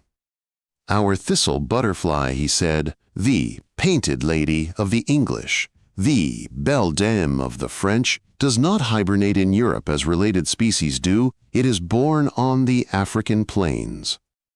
There, at dawn, the lucky traveler may hear the whole steppe glistening in the first rays, crackle with an incalculable number of hatching chrysalids. From there, without delay, it begins its journey north, reaching the shores of Europe in early spring, suddenly enlivening the gardens of the Crimea and the terraces of the Riviera. Without lingering, but leaving individuals everywhere for summer breeding, it proceeds further north, and by the end of May, by now in single specimens, it reaches Scotland, Heligoland, our parts, and even the extreme north of the earth. It has been caught in Iceland. With a strange, crazy flight, unlike anything else, the bleached, hardly recognizable butterfly, choosing a dry glade, wheels in and out of the Licino firs, and by the end of the summer, on thistleheads, on asters, its lovely pink-flushed offspring is already reveling in life. Most moving of all, added my father, is that on the first cold days a reverse phenomenon is observed. The ebb, the butterfly hastens southward for the winter, but of course it perishes before it reaches the warmth. Simultaneously with the Englishman Tutt, who observed the same thing in the Swiss Alps as he in the Pamirs, my father discovered the true nature of the corneal formation appearing beneath the abdomen in the impregnated females of Parnassians, and explained how her mate, working with a pair of spatulate appendages, places and molds on her a chastity belt of his own manufacture, shaped differently in every species of this genus, being sometimes a little boat, sometimes a helical shell, sometimes, as in the case of the exceptionally rare dark cinder gray Orpheus Godunov, a replica of a tiny lyre. And as a frontispiece to my present work, I think I would like to display precisely this butterfly, for I can hear him talk about it, can see the way he took the 6 specimens he had brought back out of their 6 thick triangular envelopes, the way he lowered his eyes with the field magnifier close to the abdomen of the only female, and how reverently his laboratory assistant relaxed in a damp jar the dry, glossy, tightly folded wings in order later to drive a pin smoothly through the insect's thorax. Stick it in the cork groove of the spreading board, hold down flat upon it by means of broad strips of semi-transparent paper its open, defenseless, gracefully expanded beauty. Then slip a bit of cotton wool under its abdomen and straighten its black antennae, so that it dried that way forever. Forever? In the Berlin Museum there are many of my father's captures, and these are as fresh today as they were in the 80s and 90s. Butterflies from Linnaeus, collection now in London, have subsisted since the 18th century. In the Prague Museum, one can see that same example of the showy Atlas moth that Catherine the Great admired. Why, then, do I feel so sad? His captures, his observations, the sound of his voice in scientific words, all this, I think, I will preserve. But that is still so little. With the same relative permanence, I would like to retain what it was, perhaps, that I loved most of all about him, his live masculinity, inflexibility and independence, the chill and the warmth of his personality, his power over everything that he undertook. As if playing a game, as if wishing in passing to imprint his force on everything, he would pick out here and there something from a field outside entomology, and thus he left his mark upon almost all branches of natural science. There is only one plant described by him out of all those he collected, but that one is a spectacular species of birch, one bird, a most fabulous pheasant, one bat but the biggest one in the world. And in all parts of nature, our name echoes a countless number of times, for other naturalists gave his name either to a spider, or to a rhododendron, or to a mountain ridge. The latter, by the way, made him angry. To ascertain and preserve the ancient native name of a pass, he wrote, is always both more scientific and more noble than to saddle it with the name of a good acquaintance. I only now understood how much I liked it, that special easy knack he showed in dealing with a horse, a dog, a gun, a bird, or a peasant boy with a 2-inch splinter in his back. He was constantly being brought people who were wounded, maimed, even infirm. Even pregnant women, who probably took his mysterious occupation for voodoo practice. I like the fact that, in contradistinction to the majority of non-Russian travelers, Sven Hedin, for example, he never changed his clothes for Chinese ones on his wanderings. In general, he kept aloof, was severe and resolute in the extreme in his relations with the natives, showing no indulgence to mandarins and lamas. And in camp he practiced shooting, which served as an excellent precaution against any importuning. He was entirely uninterested in ethnography, a fact that for some reason greatly irritated certain geographers, and his great friend, the Orientalist Krivtsov, almost wept when reproaching him. If only you had brought back one wedding song, Konstantin Kirillovich had described one local dress. There was one professor at Kazan who attacked him especially. Proceeding from some sort of humanitarian liberal premises, he convicted him of scientific aristocratism, of a haughty contempt for man, of disregard for the reader's interests, of dangerous eccentricity, and of much more. And once at an international banquet in London, and this episode pleases me most of all, Sven Hedin, sitting next to my father, asked him how it had happened that, traveling with unprecedented freedom over the forbidden parts of Tibet, in the immediate vicinity of Lhasa, he had not gone to look at it. To which my father replied that he had not wanted to sacrifice even 1 hour's collecting for the sake of visiting one more filthy little town, and I can see so clearly how his eyes must have narrowed as he spoke. He was endowed with an even temper, self-control, strong willpower, and a vivid sense of humor, but when he became angry his wrath was like a sudden stroke of frost, grandmother said behind his back. All the clocks in the house stopped. And I can well remember those sudden silences at table and the kind of absent-minded look that immediately appeared on mother's face.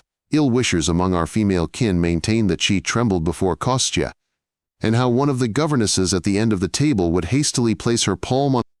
The cause of his wrath could be a blunder by someone, a miscomputation by the steward. Father was well versed in the estate affairs.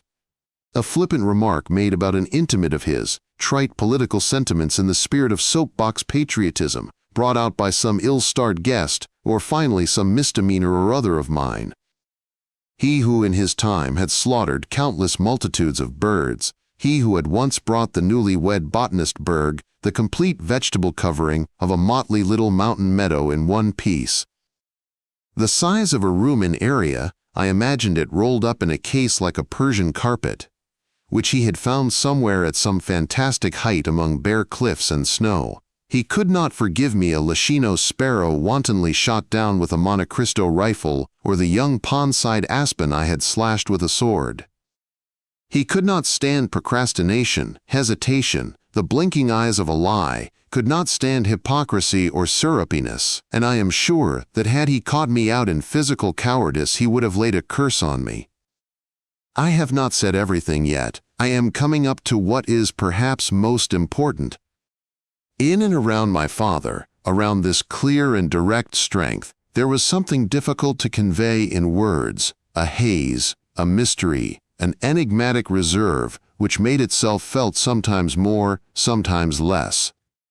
It was as if this genuine, very genuine man possessed an aura of something still unknown, but which was perhaps the most genuine of all. It had no direct connection either with us or with my mother, or with the externals of life, or even with butterflies, the closest of all to him, I dare say. It was neither pensiveness nor melancholy, and I have no means of explaining the impression his face made on me when I looked through his study window from outside and saw how. Having suddenly forgotten his work, I could feel inside me how he had forgotten it, as if something had fallen through or trailed off. His large wise head turned slightly away from the desk and resting on his fist, so that a wide crease was raised from his cheek to his temple, he sat for a minute without moving. It sometimes seems to me nowadays that, who knows, he might go off on his journeys not so much to seek something as to flee something, and that on returning, he would realize that it was still with him, inside him, unriddable, inexhaustible. I cannot track down a name for his secret, but I only know that that was the source of that special, neither glad nor morose, having indeed no connection with the outward appearance of human emotions, solitude to which neither my mother nor all the entomologists of the world had any admittance. And strange, perhaps the estate watchman, a crooked old man who had twice been singed by night lightning, the sole person among our rural retainers who had learned without my father's help, who had taught it to a whole regiment of Asian hunters.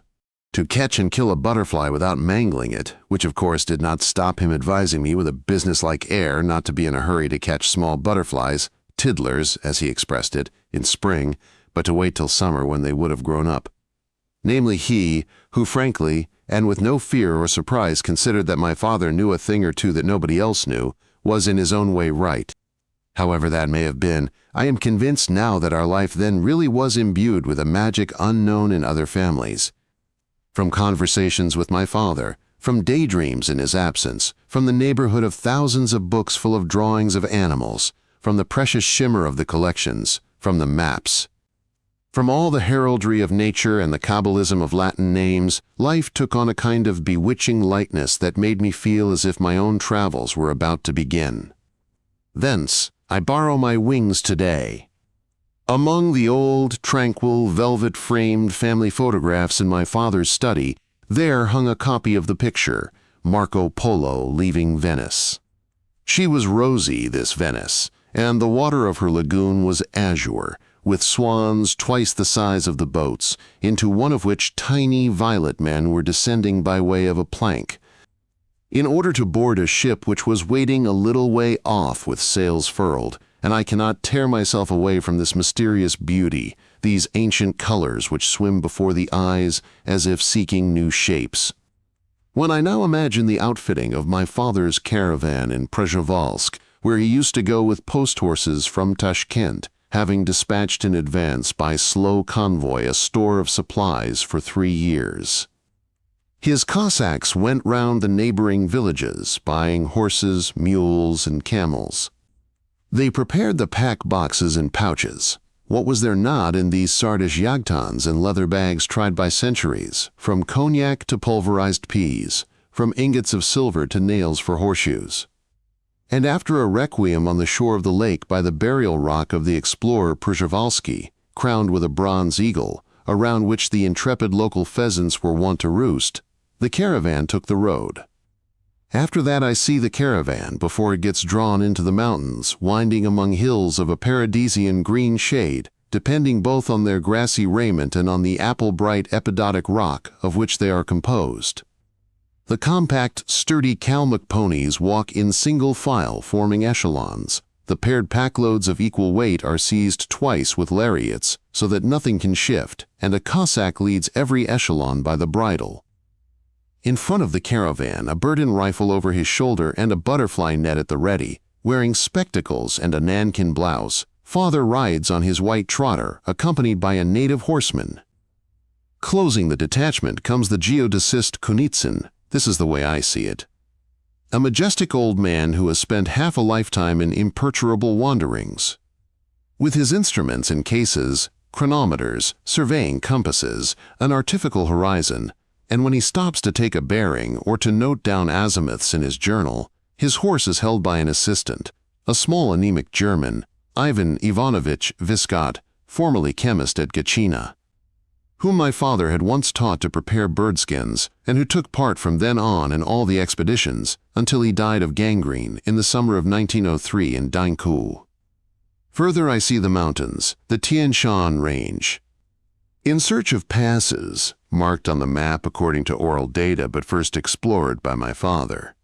The caravan ascended over steep slopes and narrow ledges, slipped down to the north, to the steppe teeming with saigas, ascended again to the south, here fording torrents, there trying to get across high water, and up, along almost impassable trails.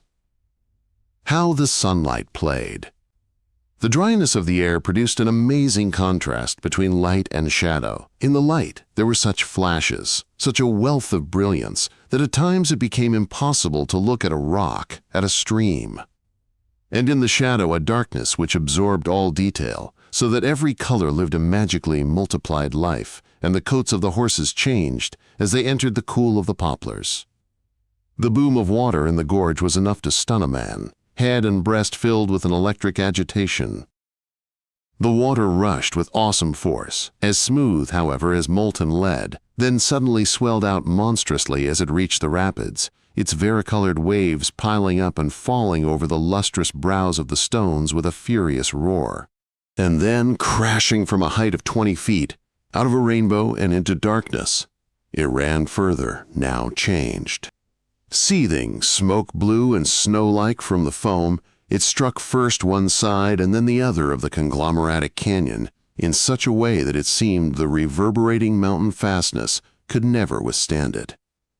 On its banks, meanwhile, in blissful quiet, the irises were in bloom, and suddenly a herd of moray dashed out of a black firwood onto a dazzling alpine meadow and halted, quivering. No, it was only the air quivering. They had already vanished. I can conjure up with particular clarity, in this transparent and changeable setting, my father's principal and constant occupation, the occupation for whose only sake he undertook these tremendous journeys. I see him leaning down from the saddle, amid a clatter of sliding stones, to sweep in with a swing of his net on the end of its long handle, a twist of the wrist causing the end of the muslin bag, full of rustling and throbbing, to flip across the ring, thus preventing escape. Some royal relative of our Apollo's, which had been skimming with a ranging flight over the dangerous screes. And not only he, but also the other riders, the Cossack Corporal Semyon Zharkoy, for example, or the Buryat Buyantuyev, or else that representative of mine whom I sent in the wake of my father throughout my boyhood, work their way fearlessly up the rocks, in pursuit of the white, richly ocellated butterfly which they catch at last. And here it is in my father's fingers, dead, its hairy yellowish incurved body resembling a willow catkin, and the glazy underside of its crisp folded wings showing the blood-red maculation at their roots. He avoided dawdling in Chinese roadhouses, especially overnight, because he disliked them for their, quote, bustle devoid of feeling, that consisted solely of shouting without the slightest hint of laughter. But strangely enough, in his memory later the smell of these inns, that special air belonging to any place where Chinese dwell, a rancid mixture of kitchen fumes, smoke from burned manure, opium and the stable, spoke more to him of his beloved hunting than the recollected fragrancy of mountain meadows. Moving across the Tian Shan with the caravan, I can now see evening approaching, drawing a shadow over the mountain slopes. Postponing until the morning a difficult crossing, a ramshackle bridge has been thrown across the turbulent river, consisting of stone slabs on top of brushwood, but the way up on the other side is steepish, and moreover as smooth as glass. The caravan settles down for the night. While the colors of sunset still linger in the aerial tiers of the sky, and supper is being prepared, the Cossacks, having first taken off the animals, sweatcloths and felt underblankets, wash the wounds made by the packs. In the darkling air the clear ring of shoeing resounds above the ample noise of water. It has grown quite dark. Father has climbed a rock looking for a place to suit his calcium lamp for catching moths. Thence one can see in Chinese perspective, from above, in a deep gully, the redness, transparent in the darkness, of the campfire. Through the edges of its breathing flame seem to float the broad-shouldered shadows of men, endlessly changing their outlines, and a red reflection trembles, without moving from the spot, on the seething water of the river. But above all is quiet and dark, only rarely does a bell tinkle. The horses, who have already stood to receive their portion of dry fodder, are now roaming among the granite debris. Overhead, frighteningly and entrancingly close, the stars have come out, each conspicuous, each a live orbicle, clearly revealing its globular essence. Moths begin to come to the lure of the lamp. They describe crazy circles around it, hitting the reflector with a ping. They fall, they crawl over the spreadsheet into the circle of light, gray, with eyes like burning coals, vibrating, flying up and falling again, and a large, brightly illumined, unhurriedly skillful hand. With almond-shaped fingernails, rakes noctuid after noctuid into the killing jar. Sometimes he was quite alone, without even this nearness of men sleeping in camp tents, on felt mattresses, around the camel bedded down on the campfire ashes. Taking advantage of lengthy halts in places with abundant food for the caravan animals, Father would go away for several days on reconnaissance, and in doing so, carried away by some new period, more than once ignored the rule of mountain hunting, never to follow a path of no return. And now I continually ask myself, what did he use to think about in the solitary night? I try fervently in the darkness to divine the current of his thoughts, and I have much less success with this than with my mental visits to places which I have never seen. What did he think about? About a recent catch? About my mother? About us? About the innate strangeness of human life, a sense of which he mysteriously transmitted to me? Or perhaps I am wrong in retrospectively forcing upon him the secret which he carries now, when newly gloomy and preoccupied, concealing the pain of an unknown wound, concealing death as something shameful, he appears in my dreams. But which then he did not have, but simply was happy in that incompletely named world in which at every step he named the nameless. After spending the whole summer in the mountains, not one summer but several, in different years, which are superimposed one on another in translucent layers, our caravan moved east through a gulch into a stony desert. We saw gradually disappear both the bed of the stream as it split and fanned out, and those plants that to the last remained faithful to travelers, stunted amodendrons, lasiogrostis, and ephedras. Having loaded the camels with water, we plunged into spectral wilds where here and there big pebbles covered completely the yielding reddish-brown clay of the desert, in places mottled with crusts of dirty snow and outcrops of salt, which we took in the distance for the walls of the town we sought. The way was dangerous as a result of the terrible storms, during which at midday everything was blanketed in a salty brown fog. The wind roared, granules of gravel lashed one's face, the camels lay down and our tarpaulin tent was torn to shreds. Because of these storms, the surface of the land has changed unbelievably, presenting the fantastic outlines of castles, colonnades, and staircases. Or else the hurricane would scour out a hollow, as if here in this desert the elemental forces that had fashioned the world were still furiously in action. But there were also days of a wonderful lull, when horned larks, Father aptly called them gigglers, poured forth their mimetic trills and flocks of ordinary sparrows accompanied our emaciated animals. On occasion we would pass the day in isolated settlements consisting of 2 or 3 homesteads and a ruined temple. At other times we would be attacked by Tanguts in sheepskin coats and red and blue woolen boots, a brief, colorful episode on the way. And then there were the mirages where nature, that exquisite cheat, achieved absolute miracles. Visions of water were so clear that they reflected the real rocks nearby. Further came the quiet sands of the Gobi. Dune after dune went by like waves revealing short ochre horizons, and all that was audible in the velvet air was the labored, quickened breathing of the camels and the scrape of their broad feet.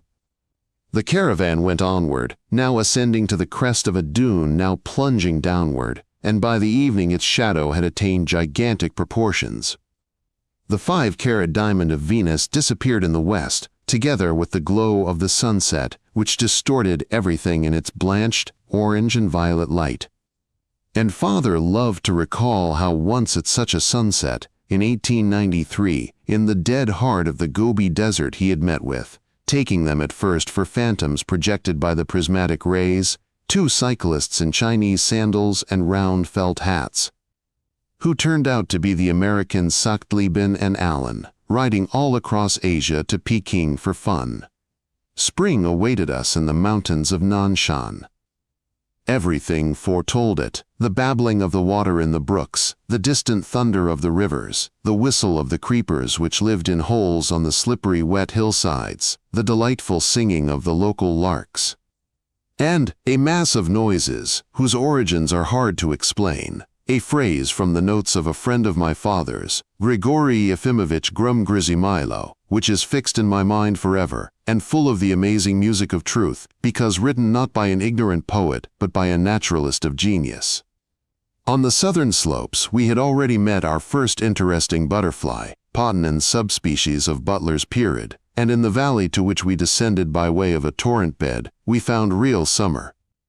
All the slopes were studded with anemones and primulae. Przewalski's gazelle and Strauch's pheasant tempted the hunters. And what sunrises there were! Only in China is the early mist so enchanting, causing everything to vibrate, the fantastic outlines of hovels, the dawning crags.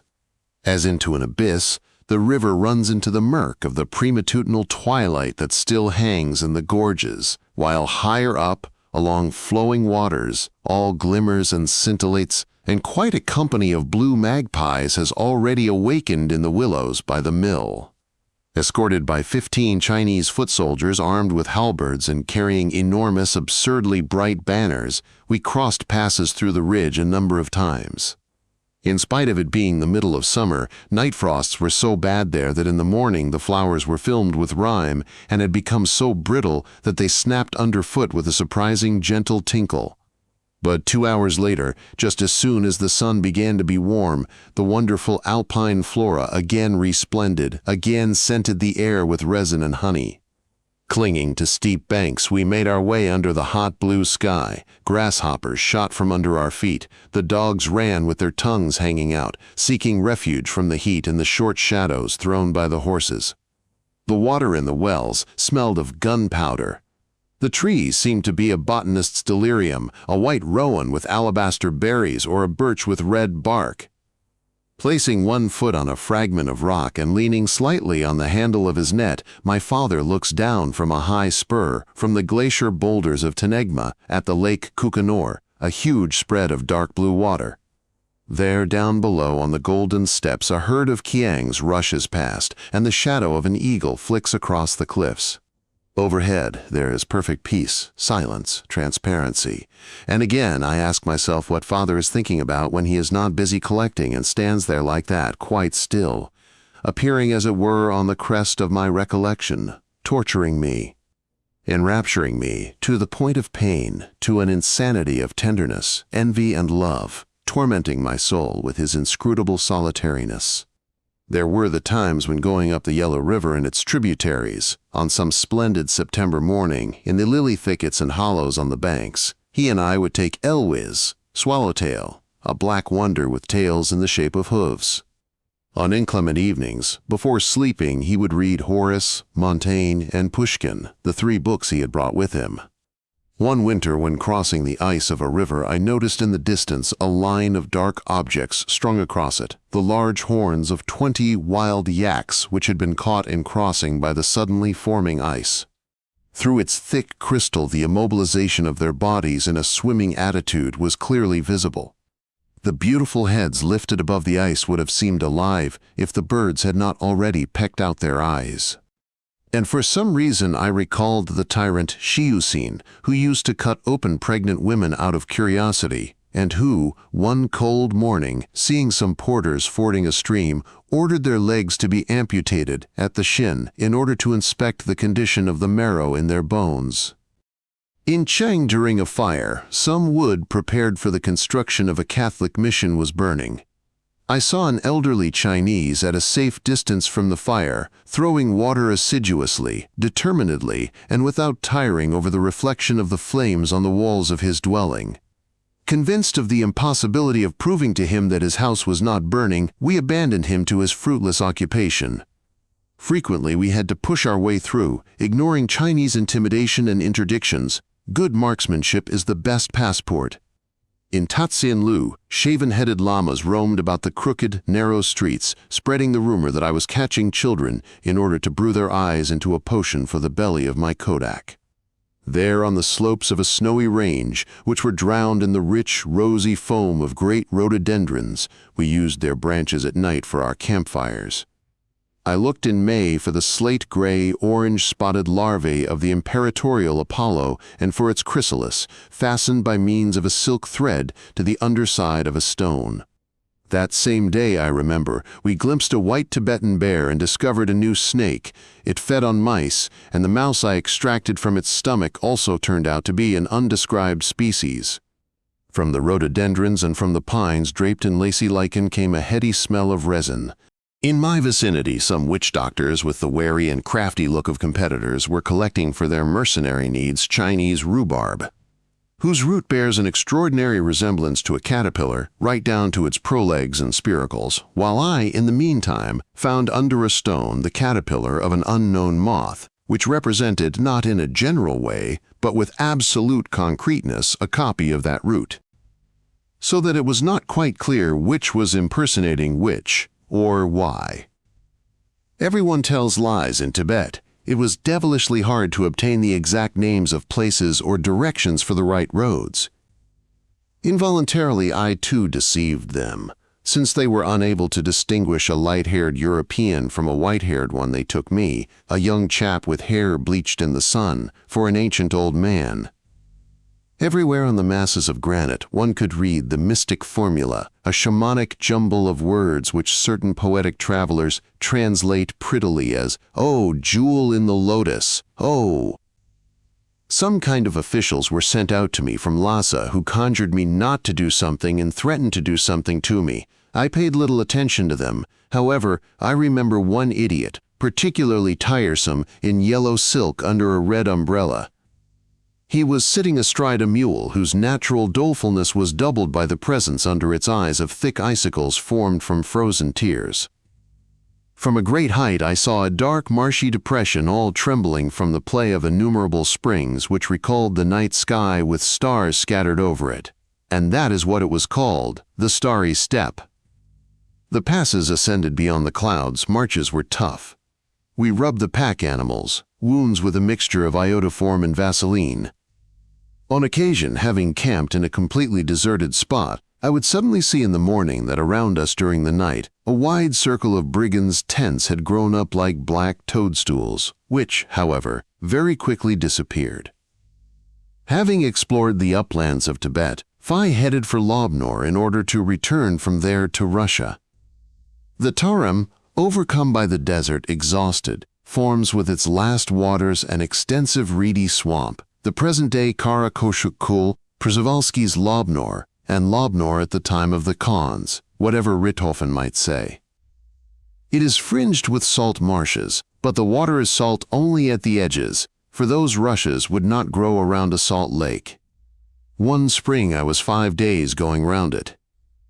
There, in 20-foot-high reeds, I had the luck to discover a remarkable semi-aquatic moth with a rudimentary system of veins. The bunchy salt marsh was strewn with the shells of mollusks. In the evenings, the harmonious, melodic sounds of swan flights reverberated through the silence. The yellow of the rushes distinctly brought out the lustreless white of the birds. In 1862, 60 Russian old believers with their wives and children lived for half a year in these parts, after which they went to Turfan, and where they went thence nobody knows. Further on comes the desert of Lob, a stony plain, tiers of clay precipices, glassy salt ponds. That pale fleck in the gray air is a lone individual of Roborovsky's white, carried away by the wind. In this desert are preserved traces of an ancient road along which Marco Polo passed 6 centuries before I did. Its markers are piles of stones. Just as I had heard in a Tibetan gorge the interesting drum-like roar which had frightened our first pilgrims, so in the desert during the sandstorms I also saw and heard the same as Marco Polo. The whisper of spirits calling you aside, and the queer flicker of the air, an endless progression of whirlwinds, caravans and armies of phantoms coming to meet you, thousands of spectral faces in their incorporeal way pressing upon you, through you, and suddenly dispersing. In the 20s of the 14th century, when the great explorer was dying, his friends gathered by his bedside and implored him to reject what in his book had seemed incredible to them, to water down its miracles by means of judicious deletions. But he responded that he had not recounted even a half of what he had in fact seen. All this lingered bewitchingly, full of color and air, with lively movement in the foreground and a convincing backdrop. Then, like smoke from a breeze, it shifted and dispersed, and Fyodor saw again the dead and impossible tulips of his wallpaper, the crumbling mound of cigarette butts in the ashtray, and the lamp's reflection in the black window pane. He threw open the window. The written-up sheets of paper on his desk started, one folded over, another glided onto the floor. The room immediately turned damp and cold. Down below, an automobile went slowly along the dark, empty street, and, strangely enough, this very slowness reminded Fyodor of a host of petty, unpleasant things. The day just passed. The missed lesson, and when he thought that next morning he would have to phone the deceived old man, his heart was oppressed by an abominable despondency. But once the window was closed again, already feeling the void between his bunched fingers, he turned to the patiently waiting lamp, to the scattered first drafts, to the still warm pen which now quietly slipped back into his fingers, explaining the void and filling it, and returned at once to that world which was as natural to him as snow to the white hare or water to Ophelia. He remembered with incredible vividness, as if he had preserved that sunny day in a velvet case, his father's last return in July 1912. Elizaveta Pavlovna had already gone the 6 miles to the station to meet her husband. She always met him alone, and it always happened that no one knew with any clearness which side they would return on, to the right or left of the house, since there were 2 roads, one longer and smoother, along the highway and through the village. The other shorter and bumpier, through Peshchanka. Fyodor put on his riding breeches just in case and ordered his horse saddled, but nonetheless he could not make up his mind to ride out and meet his father because he was afraid of missing him. He tried vainly to come to terms with inflated, exaggerated time. A rare butterfly taken a day or 2 before among the blueberries of a peat bog had not yet dried on the spreading board. He kept touching its abdomen with the end of a pin. Alas, it was still soft, and this meant it was impossible to take off the paper strips completely covering the wings which he was so keen to show his father in all their beauty. He loafed about the manor, feeling the weight and pain of his agitation, and envying the way the others got through these big, empty minutes. From the river came the desperately ecstatic shrieks of the village boys bathing, and this hubbub, playing constantly in the depths of the summer day, sounded like distant ovations. Tanya was swinging enthusiastically and powerfully on the swing in the garden, standing on the seat. The violet shadow of the foliage swept over her flying white skirt in variegations that made one blink, and her blouse now lagged behind, now clung to her back, designating the hollow between her drawn-back shoulders. Beneath her, one fox terrier was barking at her, another was chasing a wagtail. The ropes creaked joyfully, and it seemed that Tanya was soaring up like that in order to see over the trees into the road. Our French governess, under her moire parasol, with rare politeness, was sharing her misgivings. The train was 2 hours late, or else would not come at all, with Mr. Browning, whom she hated, while the latter stood slapping his gaiters with a riding stick. He was no polyglot. Ivana Ivanovna kept visiting first one and then the other veranda with that discontented expression on her small face with which she greeted all joyful events. Around the outbuildings there was a special animation. Servants pumped water, hacked firewood, and the gardener came bringing 2 oblong, red-stained baskets of strawberries.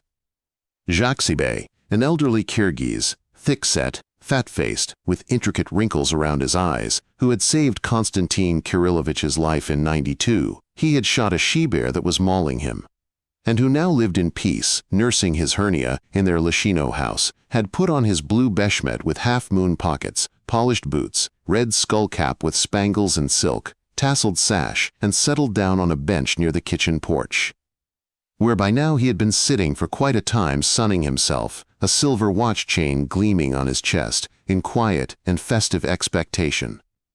Suddenly, running heavily up the curved path which led down to the river, there appeared out of deep shadow, with a wild glint in his eyes and with a mouth that was already shaped for a shout though still silent, the old gray side-whiskered footman Casimir. He was running with the news that beyond the nearest bend, the sound of hooves had been heard on the bridge, a swift wooden drumming which was immediately cut off, a guarantee that the Victoria was about to come bowling next minute along the dirt road parallel to the park.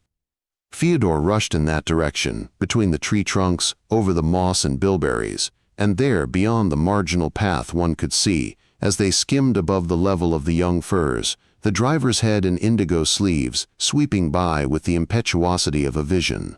He dashed back, and the abandoned swing was still quivering in the garden, while by the porch stood the empty Victoria with its crumpled traveling rug. His mother was walking up the steps, trailing behind her a smoke-colored scarf, and Tanya was hanging on the neck of her father, who had taken a watch from his pocket with his free hand and was looking at it, for he always liked to know how fast he had got home from the station. The following year, busy with scientific work, he did not go anywhere, but by the spring of 1914 he had already begun to prepare for a new expedition to Tibet, together with the ornithologist Petrov and the English botanist Ross. War with Germany suddenly cancelled all this. He looked upon the war as a tiresome obstacle which became more and more tiresome as time went on. His kinsfolk were for some reason certain that Konstantin Kirillovich would volunteer and set off right away at the head of a detachment. They considered him an eccentric, but a manly eccentric. Actually, Konstantin Kirillovich, who was now over 50, but had retained untapped reserves of health, agility, freshness, and strength, and perhaps was even more ready than before to overcome mountains, tangets, bad weather, and 1,000 other dangers undreamt of by stay-at-homes, now not only stayed at home but tried not to notice the war, and if he ever spoke about it, he did so only with angry contempt. "My father," wrote Fyodor, recalling that time, "not only taught me a great deal, but also trained my very thoughts, as a voice or hand is trained, according to the rules of his school. Thus I was rather indifferent to the cruelty of war. I even conceded that one could take a certain delight in the accuracy of a shot, in the danger of a reconnaissance, or in the delicacy of a maneuver. But these little pleasures, which are better represented moreover in other special branches of sport, such as tiger hunting, noughts and crosses, professional boxing, in no way compensated for that touch of dismal idiocy which is inherent in any war. However, in spite of Kostya's unpatriotic position, as Aunt Ksenia expressed it, solidly and skillfully using high connections to hide her officer husband away in the shadows of the rear, the house was penetrated by the cares of war. Elizaveta Pavlovna was drawn into Red Cross work, which had people comment that her energy was making up for her husband's idleness, he being more concerned with Asian bugs than with the glory of Russian arms, as was actually pointed out, by the way, in one jaunty newspaper. Phonograph records revolved with the words of the love song, "The Seagull, reclad in khaki, here's a young ensign with an infantry section." Coy nurses appeared in the house with little curls peeping out from under their regulation headdress, and a deft way of tapping cigarettes on their cigarette cases before lighting up. The doorkeeper's son ran away to the front, and Konstantin Kirillovich was asked to assist his return. Tanya began visiting her mother's military hospital to give Russian grammar lessons to a placid, bearded Oriental whose leg was being cut off ever higher in an attempt to overtake the gangrene. Ivana Ivanovna knit woolen wrist warmers. On holidays, the variety artist Fiona entertained the soldiers with vaudeville songs. The hospital staff staged Vova Makes the Best of It, a play on draft dodgers. And the newspapers printed versicles dedicated to the war. "Today thou art fate's scourge o'er our dear land. But with bright joy the Russian's gaze will shine, when he sees time dispassionately brand the German Attila with shame's own sign." In the spring of 1915, instead of getting ready to move from St. Petersburg to Lishino, which always seemed as natural and unshakable as the succession of months in the calendar, we went for the summer to our Crimean estate on the coast between Yalta and Alupka. On the sloping lawns of the heavenly green garden, his face distorted with anguish, his hands trembling with happiness, Fyodor boxed southern butterflies. But the genuine Crimean rarities were to be found not here among the myrtles, wax shrubs, and magnolias, but much higher, in the mountains, among the rocks of Ipetri, and on the grassy plateau of the Yala. More than once that summer, his father accompanied him up a trail through the pine woods in order to show him, with a smile of condescension for this European trifle, the Satirid recently described by Kuznetsov, which was flitting from stone to stone in the very place where some vulgar daredevil had carved his name in the sheer rock. These walks were Konstantin Kirillovich's only distraction. It was not that he was gloomy or irritable, these limited epithets did not tally with his spiritual style, but that, putting it simply, he was fretting, and Elizaveta Pavlovna and the children were perfectly aware of what it was he wanted. Suddenly in August he went away for a short time. Where he went no one except those closest to him knew. He covered up his journey so thoroughly as to excite the envy of any traveling terrorist. It was funny and frightening to imagine how Russian public opinion would have wrung its little hands had it learned that at the height of the war, Godunov Cherdintsev had traveled to Geneva to meet a fat, bald, extraordinarily jovial German professor. A third conspirator was also present, an old Englishman wearing thin-rimmed spectacles and a roomy gray suit. That they had come together there in a small room in a modest hotel for a scientific consultation. And that having discussed what was necessary, the subject was a work of many volumes, stubbornly continuing publication in Stuttgart with long-standing cooperation of foreign specialists on separate groups of butterflies. They peaceably parted, each in his own direction. But this trip did not cheer him up. On the contrary, the constant dream weighing on him even increased its secret pressure. In the autumn they returned to St. Petersburg. He worked strenuously on the 5th volume of Butterflies and Moths of the Russian Empire, went out rarely and, fuming more at his opponent's blunders than at his own, played chess with the recently widowed botanist Berg.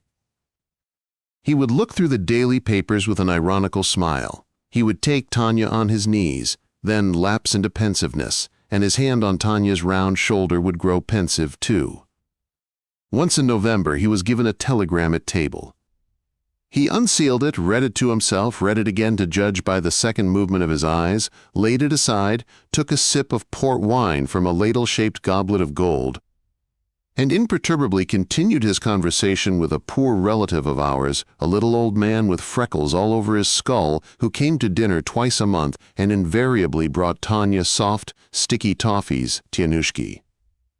When the guests had departed, he sank into an armchair, took off his glasses, passed his palm from top to bottom over his face, and announced in an even voice that Uncle Oleg had been dangerously wounded in the stomach by a grenade fragment while working at a first-aid post under fire, and immediately there stood out in Fyodor's soul, tearing it with its sharp edges, one of those numberless, deliberately grotesque dialogues that the brothers had still so recently indulged in at table.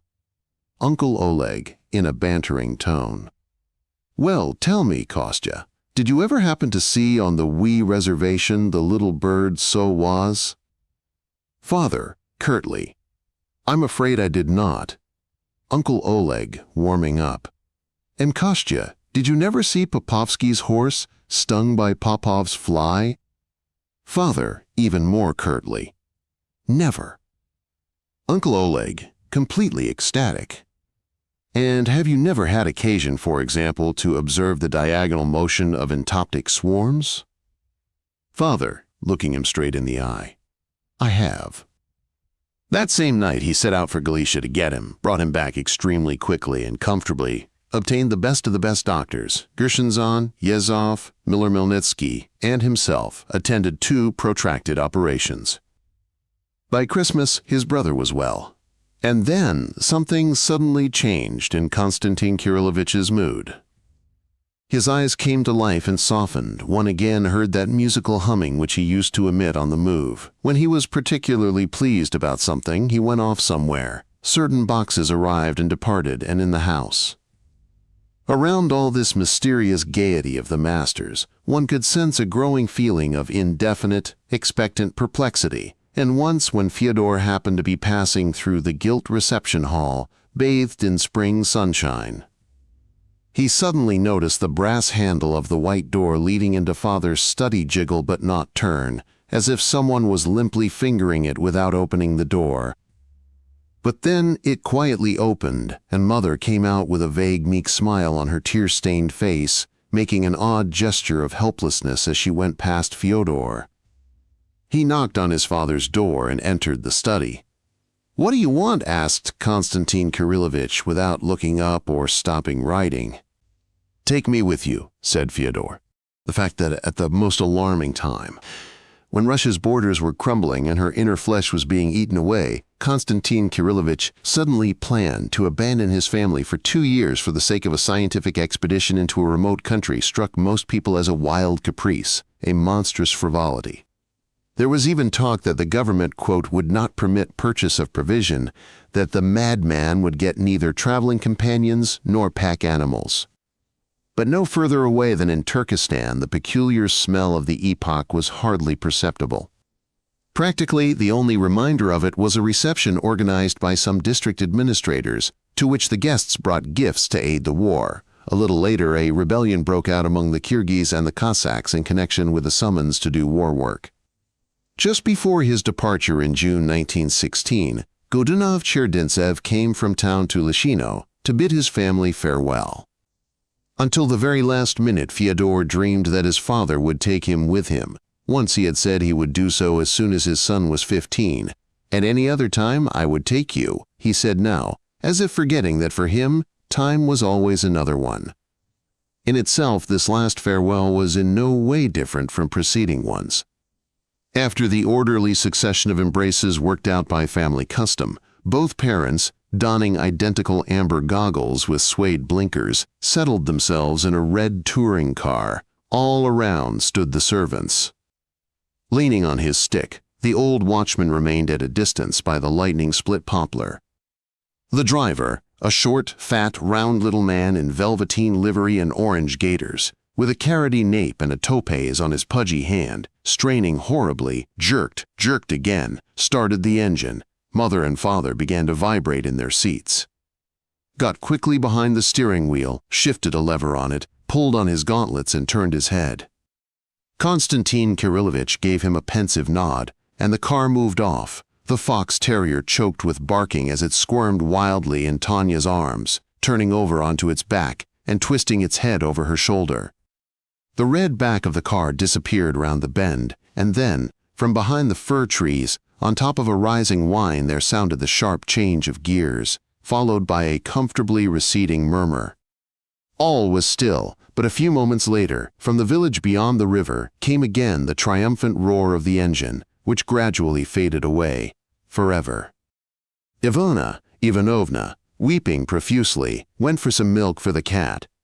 Tanya, affecting to sing, returned to the cool, resonant, empty house. The shade of Jaksibe, who had died the preceding autumn, slipped off the porch bench and went back to its quiet, handsome paradise, rich in roses and sheep. Fyodor walked across the park, opened the tuneful wicket gate, and cut across the road where the thick tires had just imprinted their tracks. A familiar black and white beauty rose smoothly off the ground and described a wide circle, also taking part in the seeing off. He turned into the trees and came by way of a shady path, where golden flies hung a quiver in transversal sunbeams, to his favorite clearing, boggy, blooming, moistly glistening in the hot sun. The divine meaning of this wood meadow was expressed in its butterflies. Everyone might have found something here. The holiday maker might have rested on a stump. The artist might have screwed up his eyes. But its truth would have been probed somewhat deeper by knowledge-amplified love, by its wide-open orbs, to paraphrase Pushkin, freshly emerged, and because of their fresh, almost orange coloration, merry-looking saline fritillaries floated with a kind of enchanting demureness on outstretched wings, flashing ever so rarely, like the fins on a goldfish. An already rather bedraggled but still powerful swallowtail, minus one spur and flapping its panoply, descended on a chamomile, took off as if backing from it, and the flower it left straightened up and started to sway. A few black-veined whites flew about lazily. One or two were spattered with blood-like pupil discharge, spots of which on the white walls of cities predicted to our ancestors the fall of Troy, plagues, earthquakes. The first chocolate aphantopus ringlets were already fluttering, with a bouncy, unsteady motion over the grass, and pale micros rose from it, immediately falling again. A blue and red burnet moth with blue antennae, resembling a beetle in fancy dress, was settled on a scabiosa in company with a midge. Hastily abandoning the meadow to alight on an alder leaf, a female cabbage butterfly, by means of an odd upturn of her abdomen and the flat spread of her wings, somewhat reminiscent of flattened back ears, informed her badly rubbed pursuer that she was already impregnated. Two violet-tinged coppers, their females were not yet out, tangled in lightning-swift flight in midair, zoomed, spinning one around the other, scrapping furiously, ascending ever higher and higher, and suddenly shot apart, returning to the flowers. An amandus blue in passing annoyed a bee. A dusky Freya fritillary flicked by among the salinas. A small hummingbird moth with a bumblebee's body and glass-like wings, beating invisibly, tried from the air a flower with its long proboscis, darted to another and then to a third. All this fascinating life, by whose present blend one could infallibly tell both the age of the summer, with an accuracy almost to within 1 day, the geographical location of the area and the vegetal composition of the clearing, all this that was living, genuine and eternally dear to him, Fyodor perceived in a flash, with one penetrating and experienced glance. Suddenly he placed a fist against the trunk of a birch tree and, leaning on it, burst into tears. Although his father had no liking for folklore, he used to cite one remarkable Kyrgyz fairy tale. The only son of a great Khan, having lost his way during a hunt, thus begin the best fairy tales and thus end the best lives, caught sight among the trees of something sparkling. Coming closer, he saw it was a girl gathering brushwood, in a dress made of fish scales. However, he could not decide what precisely was sparkling so much, the girl's face or her clothing. Going with her to her old mother, the young prince offered to give her as bride money a nugget of gold the size of a horse's head. "No," said the girl, "but here, take this tiny bag. It's a little bigger than a thimble, as you can see. Go and fill it." The prince, laughing, "Not even one," he said, "will go in." Threw in a coin, threw in another, a third, and then all that he had with him. Extremely puzzled, he went off to consult his father. All his treasures gathering. Public funds and everything. In the bag the good Khan threw. Shook and listened, shook anew. Threw in twice as much again. Just a dingle in the drain. They summoned the old woman. "That," she said, "is a human eye. It wants to encompass everything in the world." Then she took a pinch of earth and filled up the bag immediately. The last reliable evidence concerning my father, not counting his own letters, I found in some notes by the French missionary and learned botanist Barrol, who, in the summer of 1917, chanced to meet him in the mountains of Tibet, near the village of Chetu. "I was amazed to see," writes Barrol, Exploration Catholique for 1923, "a saddled white horse grazing in a mountain meadow. Presently a man in European dress appeared, descending from the rocks. He greeted me in French and turned out to be the famous Russian traveler Godunov. I had not seen a European for over 8 years. We passed several delightful minutes on the sward in the shade of a rock, discussing a fine nomenclatorial point in connection with the scientific name of a tiny light blue iris which grew in the vicinity. And then, exchanging an amicable farewell, we parted, he to his companions calling him from a ravine and I to Father Martin, dying in a remote hostelry. Beyond this there is fog. Judging by my father's last letter, brief as usual but unusually alarmed, which was delivered to us by a miracle at the beginning of 1918, he was preparing soon after he met Barrod to make the return journey.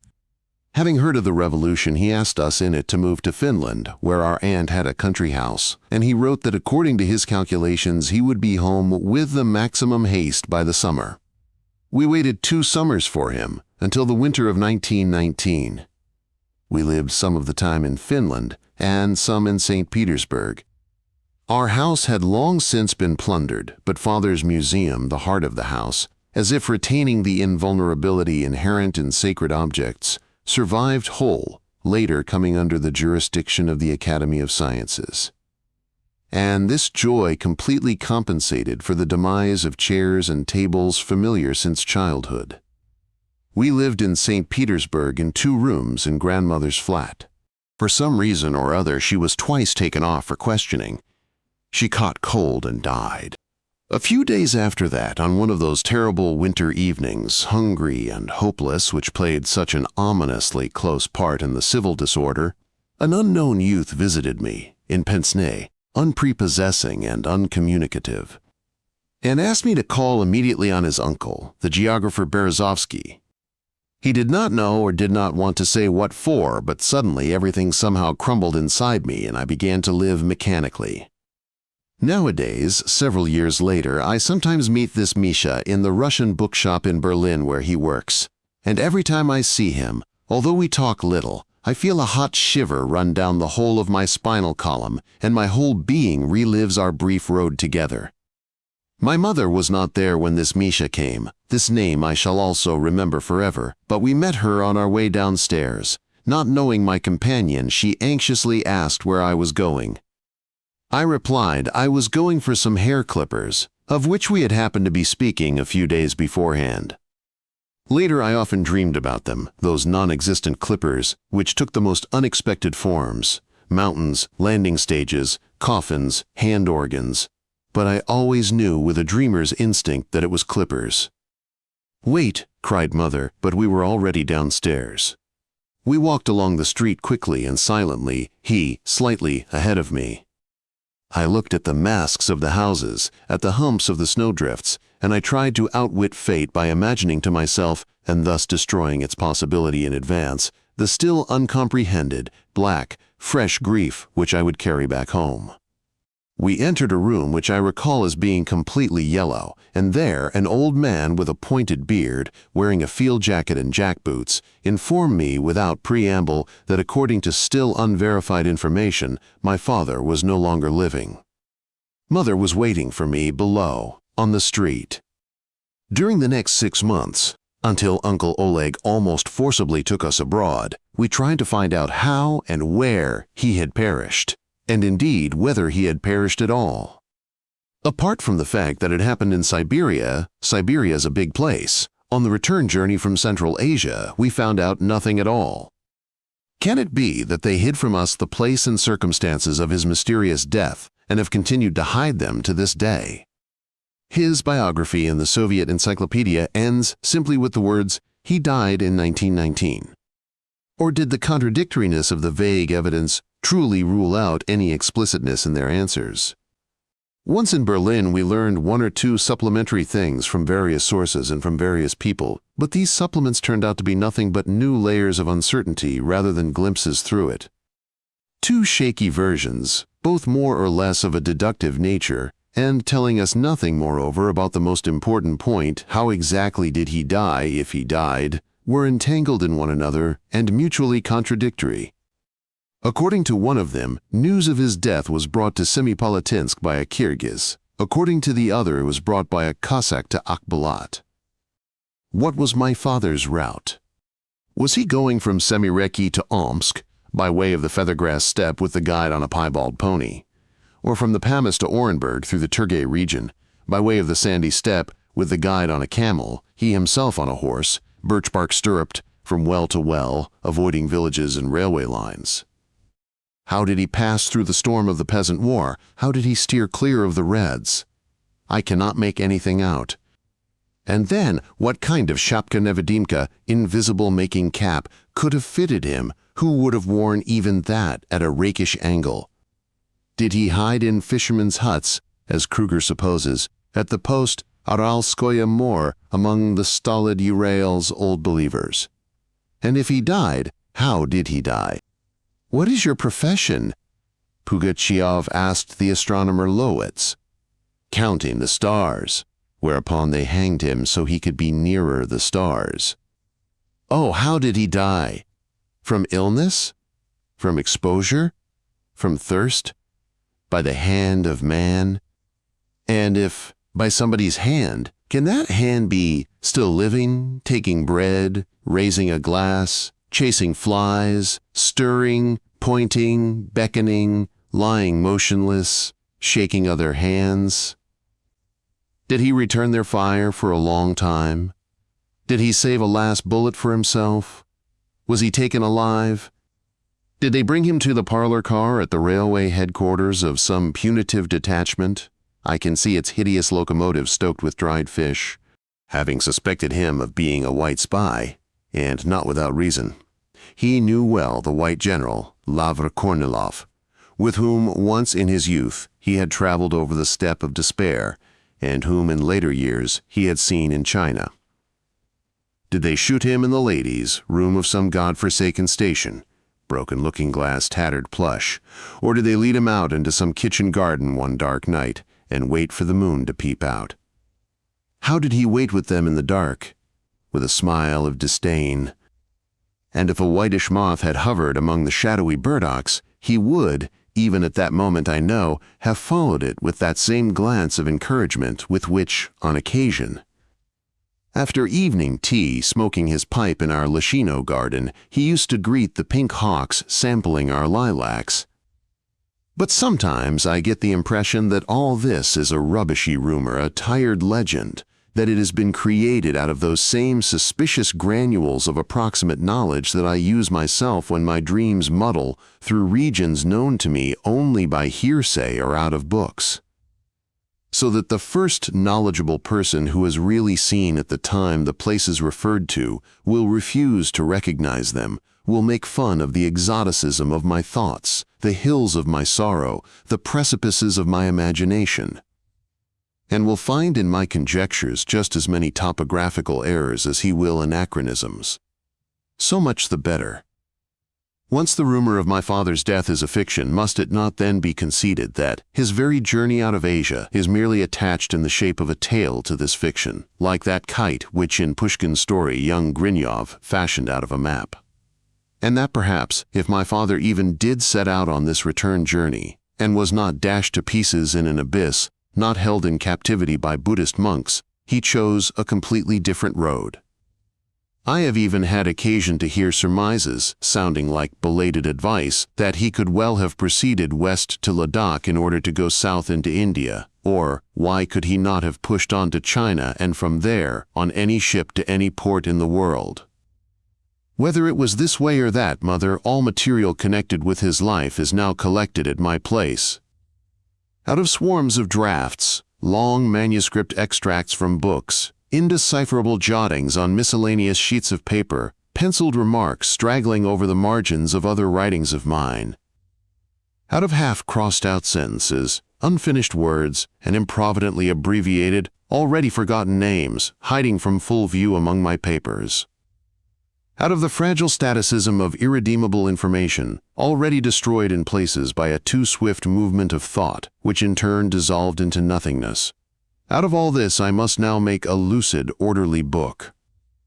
At times I feel that somewhere it has already been written by me, that it is here, hiding in this inky jungle, that I have only to free it part by part from the darkness, and the parts will fall together of themselves. But what is the use of that to me, when this labor of liberation now seems to me so difficult and complicated, and when I am so much afraid I might dirty it with a flashy phrase, or wear it out in the course of transfer onto paper, that I already doubt whether the book will be written at all? You yourself wrote to me of the demands which in such a task should be presupposed. But now I am of the opinion that I would fulfill them badly. Do not scold me for weakness and cowardice. Sometime I shall read you at random disjointed and inchoate extracts from what I have written. How little it resembles my statuesque dream. All these months while I was making my research, taking notes, recollecting and thinking, I was blissfully happy. I was certain that something unprecedentedly beautiful was being created, that my notes were merely small props for the work, trail marks, pegs, and that the most important thing was developing and being created of itself. But now I see, like waking up on the floor, that besides these pitiful notes there is nothing. What shall I do? You know, when I read his or Grum's books and I hear their entrancing rhythm, when I study the position of the words that can neither be replaced nor rearranged, It seems to me a sacrilege to take all this and dilute it with myself. If you like, I'll admit it. I myself am a mere seeker of verbal adventures, and forgive me if I refuse to hunt down my fancies on my father's own collecting ground. I have realized, you see, the impossibility of having the imagery of his travels germinate without contaminating them with a kind of secondary poetization, which keeps departing further and further from that real poetry with which the live experience of these receptive, knowledgeable, and chaste naturalists endowed their research. "Of course I understand and sympathize," answered his mother. "It is a pity you cannot manage it, but of course you must not force yourself. On the other hand, I am convinced that you are exaggerating a little.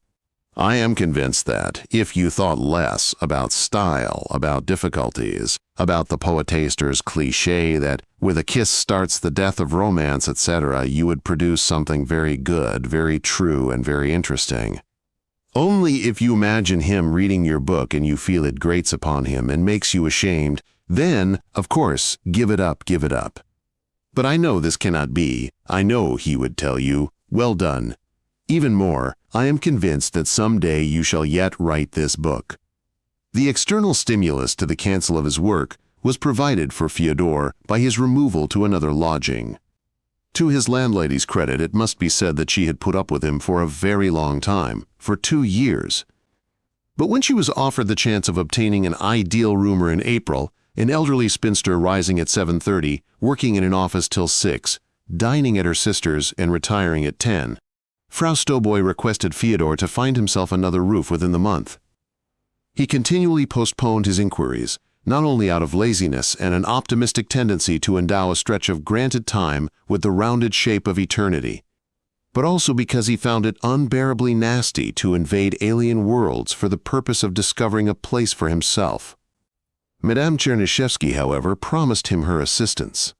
March was drawing to an end when, one evening, she said to him, "I think I have something for you. You once saw here Tamara Grigorievna, the Armenian lady. She has had a room in the flat of a Russian family, but now wants to turn it over to somebody." "Which means it's a bad room if she wants to get rid of it," remarked Fyodor carelessly. "No, it's simply that she's going back to her husband. However, if you don't like it in advance, then I won't do anything about it." "I didn't mean to offend you," said Fyodor. "I like the idea very much, really I do. Naturally, there's no guarantee the room is not already disposed of, but still I would advise you to give her a ring." "Oh, of course," said Fyodor.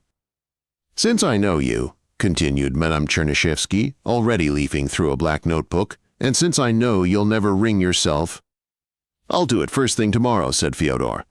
"Since you will never do it, Uland 4831, I'll do it myself. I'll get her right now and you can ask her everything." "Stop, wait a minute," said Fyodor anxiously. "I have no idea what I have to ask." "Don't worry, she'll tell you herself. And Madame." Chernyshevsky, rapidly repeating the number under her breath, stretched her hand toward the little table with the telephone. As soon as she put the receiver to her ear, her body assumed its usual telephone posture on the sofa. From a sitting attitude, she slipped into a reclining one, adjusted her skirt without looking, and her blue eyes wandered here and there as she waited to be connected. "It would be nice," she began, but then the girl answered, "and Madame." Chernyshevsky said the number with a kind of abstract exhortation in her tone and a special rhythm in her pronunciation of the figures, as if 48 was the thesis and 31 the antithesis, adding in the shape of a synthesis, "Ya wool." "It would be nice," she readdressed Fyodor, "if she went there with you. I'm sure you've never in your life," suddenly with a smile, dropping her eyes, moving a plump shoulder and slightly crossing her outstretched legs. "Tamara Grigorievna?" she asked in a new voice, suave and inviting. She laughed softly as she listened, pinching a fold in her skirt. "Yes, it's me, you're right. I thought that as always you wouldn't recognize me." "All right, let's say often." Settling her tone even more comfortably, "Well, what's new?" She listened to what was new, blinking. As if in parenthesis, she pushed a box of fruit paste bonbons in Fyodor's direction. Then the toes of her small feet in their shabby velvet slippers began to rub gently against one another. They stopped. Yes, so I've heard, but I thought he had a permanent practice. She continued to listen. One could make out in the silence the infinitely small drumming of the voice from another world. Well, that's ridiculous, said Alexandra Yakovlevna. Oh, that's ridiculous. So that's how things are with you, she drawled after a moment, and then, to a quick question which sounded to Fyodor like a microscopic bark, she replied with a sigh, yes, more or less, nothing new. Alexander Yakovlevich is, well, keeps himself busy. He's at a concert now, and I have nothing to report, nothing special. Right now I have here. Well, of course it amuses him, but you can't imagine how I sometimes dream of going away somewhere with him, even if only for a month. What's that? Oh, anywhere. Generally speaking, things get a little depressing at times, but otherwise there's nothing new. She slowly inspected her palm and remained like that with her hand before her. Tamara Grigorievna, I have Godunov-Cherdintsev here. By the way, he's looking for a room. Do those people of yours. Oh, that's wonderful. Wait a minute, I'm passing him the receiver. How do you do, said Fyodor, bowing to the telephone. I've been told by Alexandra Yakovlevna. Loudly, so that it even tickled his middle ear, an extraordinarily nimble and distinct voice took over the conversation. The room's not yet rented, began the almost unknown Tamara Grigorievna, and as it happens, they would very much like to have a Russian boarder. I'll tell you right away who they are. The name is Shogolov. That tells you nothing, but in Russia he was a public prosecutor, a very, very cultured and pleasant gentleman. Then there is his wife, who is also extremely nice, and a daughter from the first marriage. Now listen. They live at 15 Agamemnonstrasse, a wonderful district, in a small flat but hoch-modern, central heating, bath. In short, everything you could wish for. The room you'll live in is delightful, but with a attractive intonation, it looks out onto the yard. That, of course, is a small minus. I'll tell you how much I paid for it. I paid 35 marks a month. It is quiet and has a fine daybed. Well, there we are. What else can I tell you? I had my meals there, and I must confess the food was excellent, excellent, but you must ask them the price yourself. I was on a diet. Here's what we'll do now.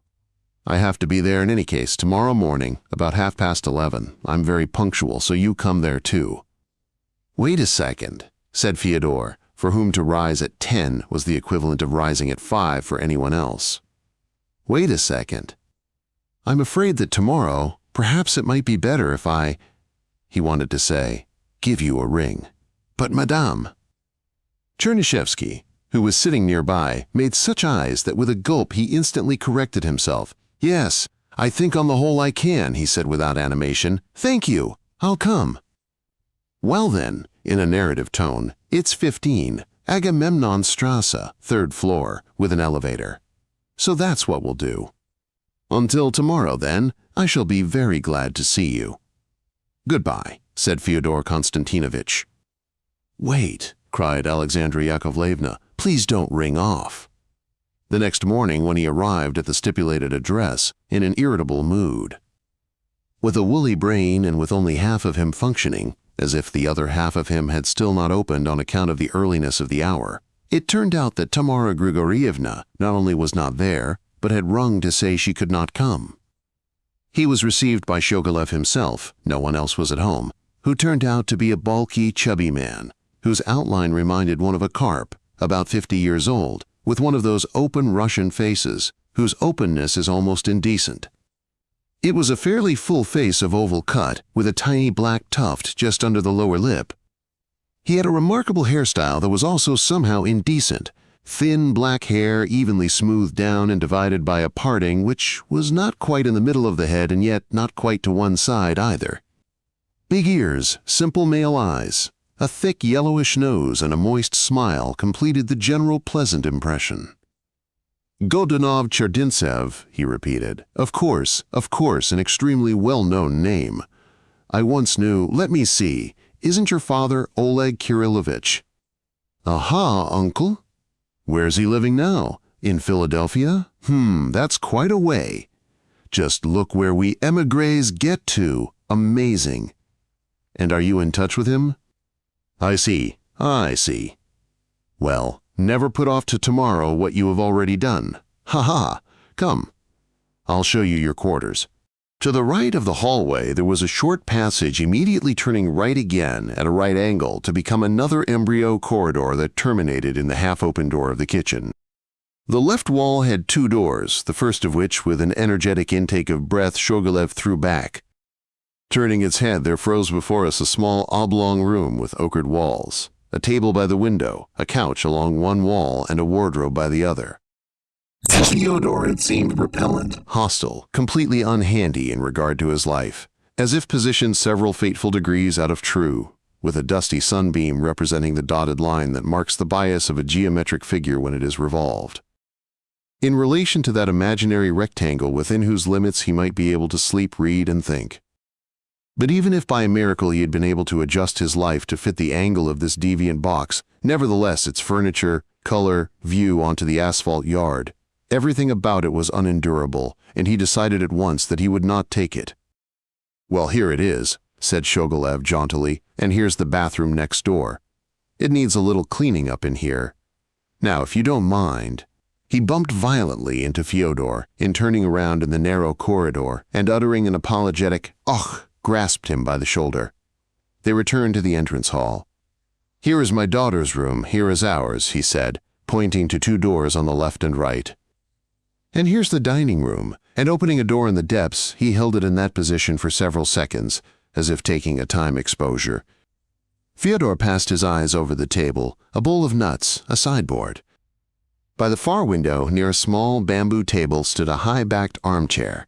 Across its arms there lay in airy repose a gauze dress, pale bluish and very short, as was worn then at dances, and on the little table gleamed a silvery flower and a pair of scissors.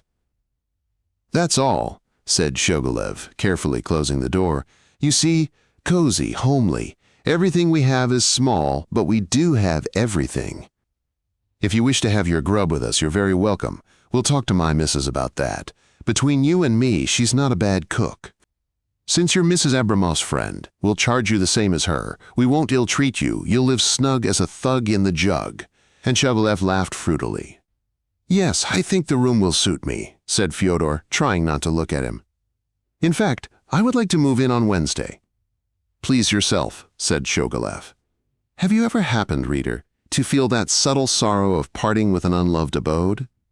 The heart does not break, as it does in parting with dear objects.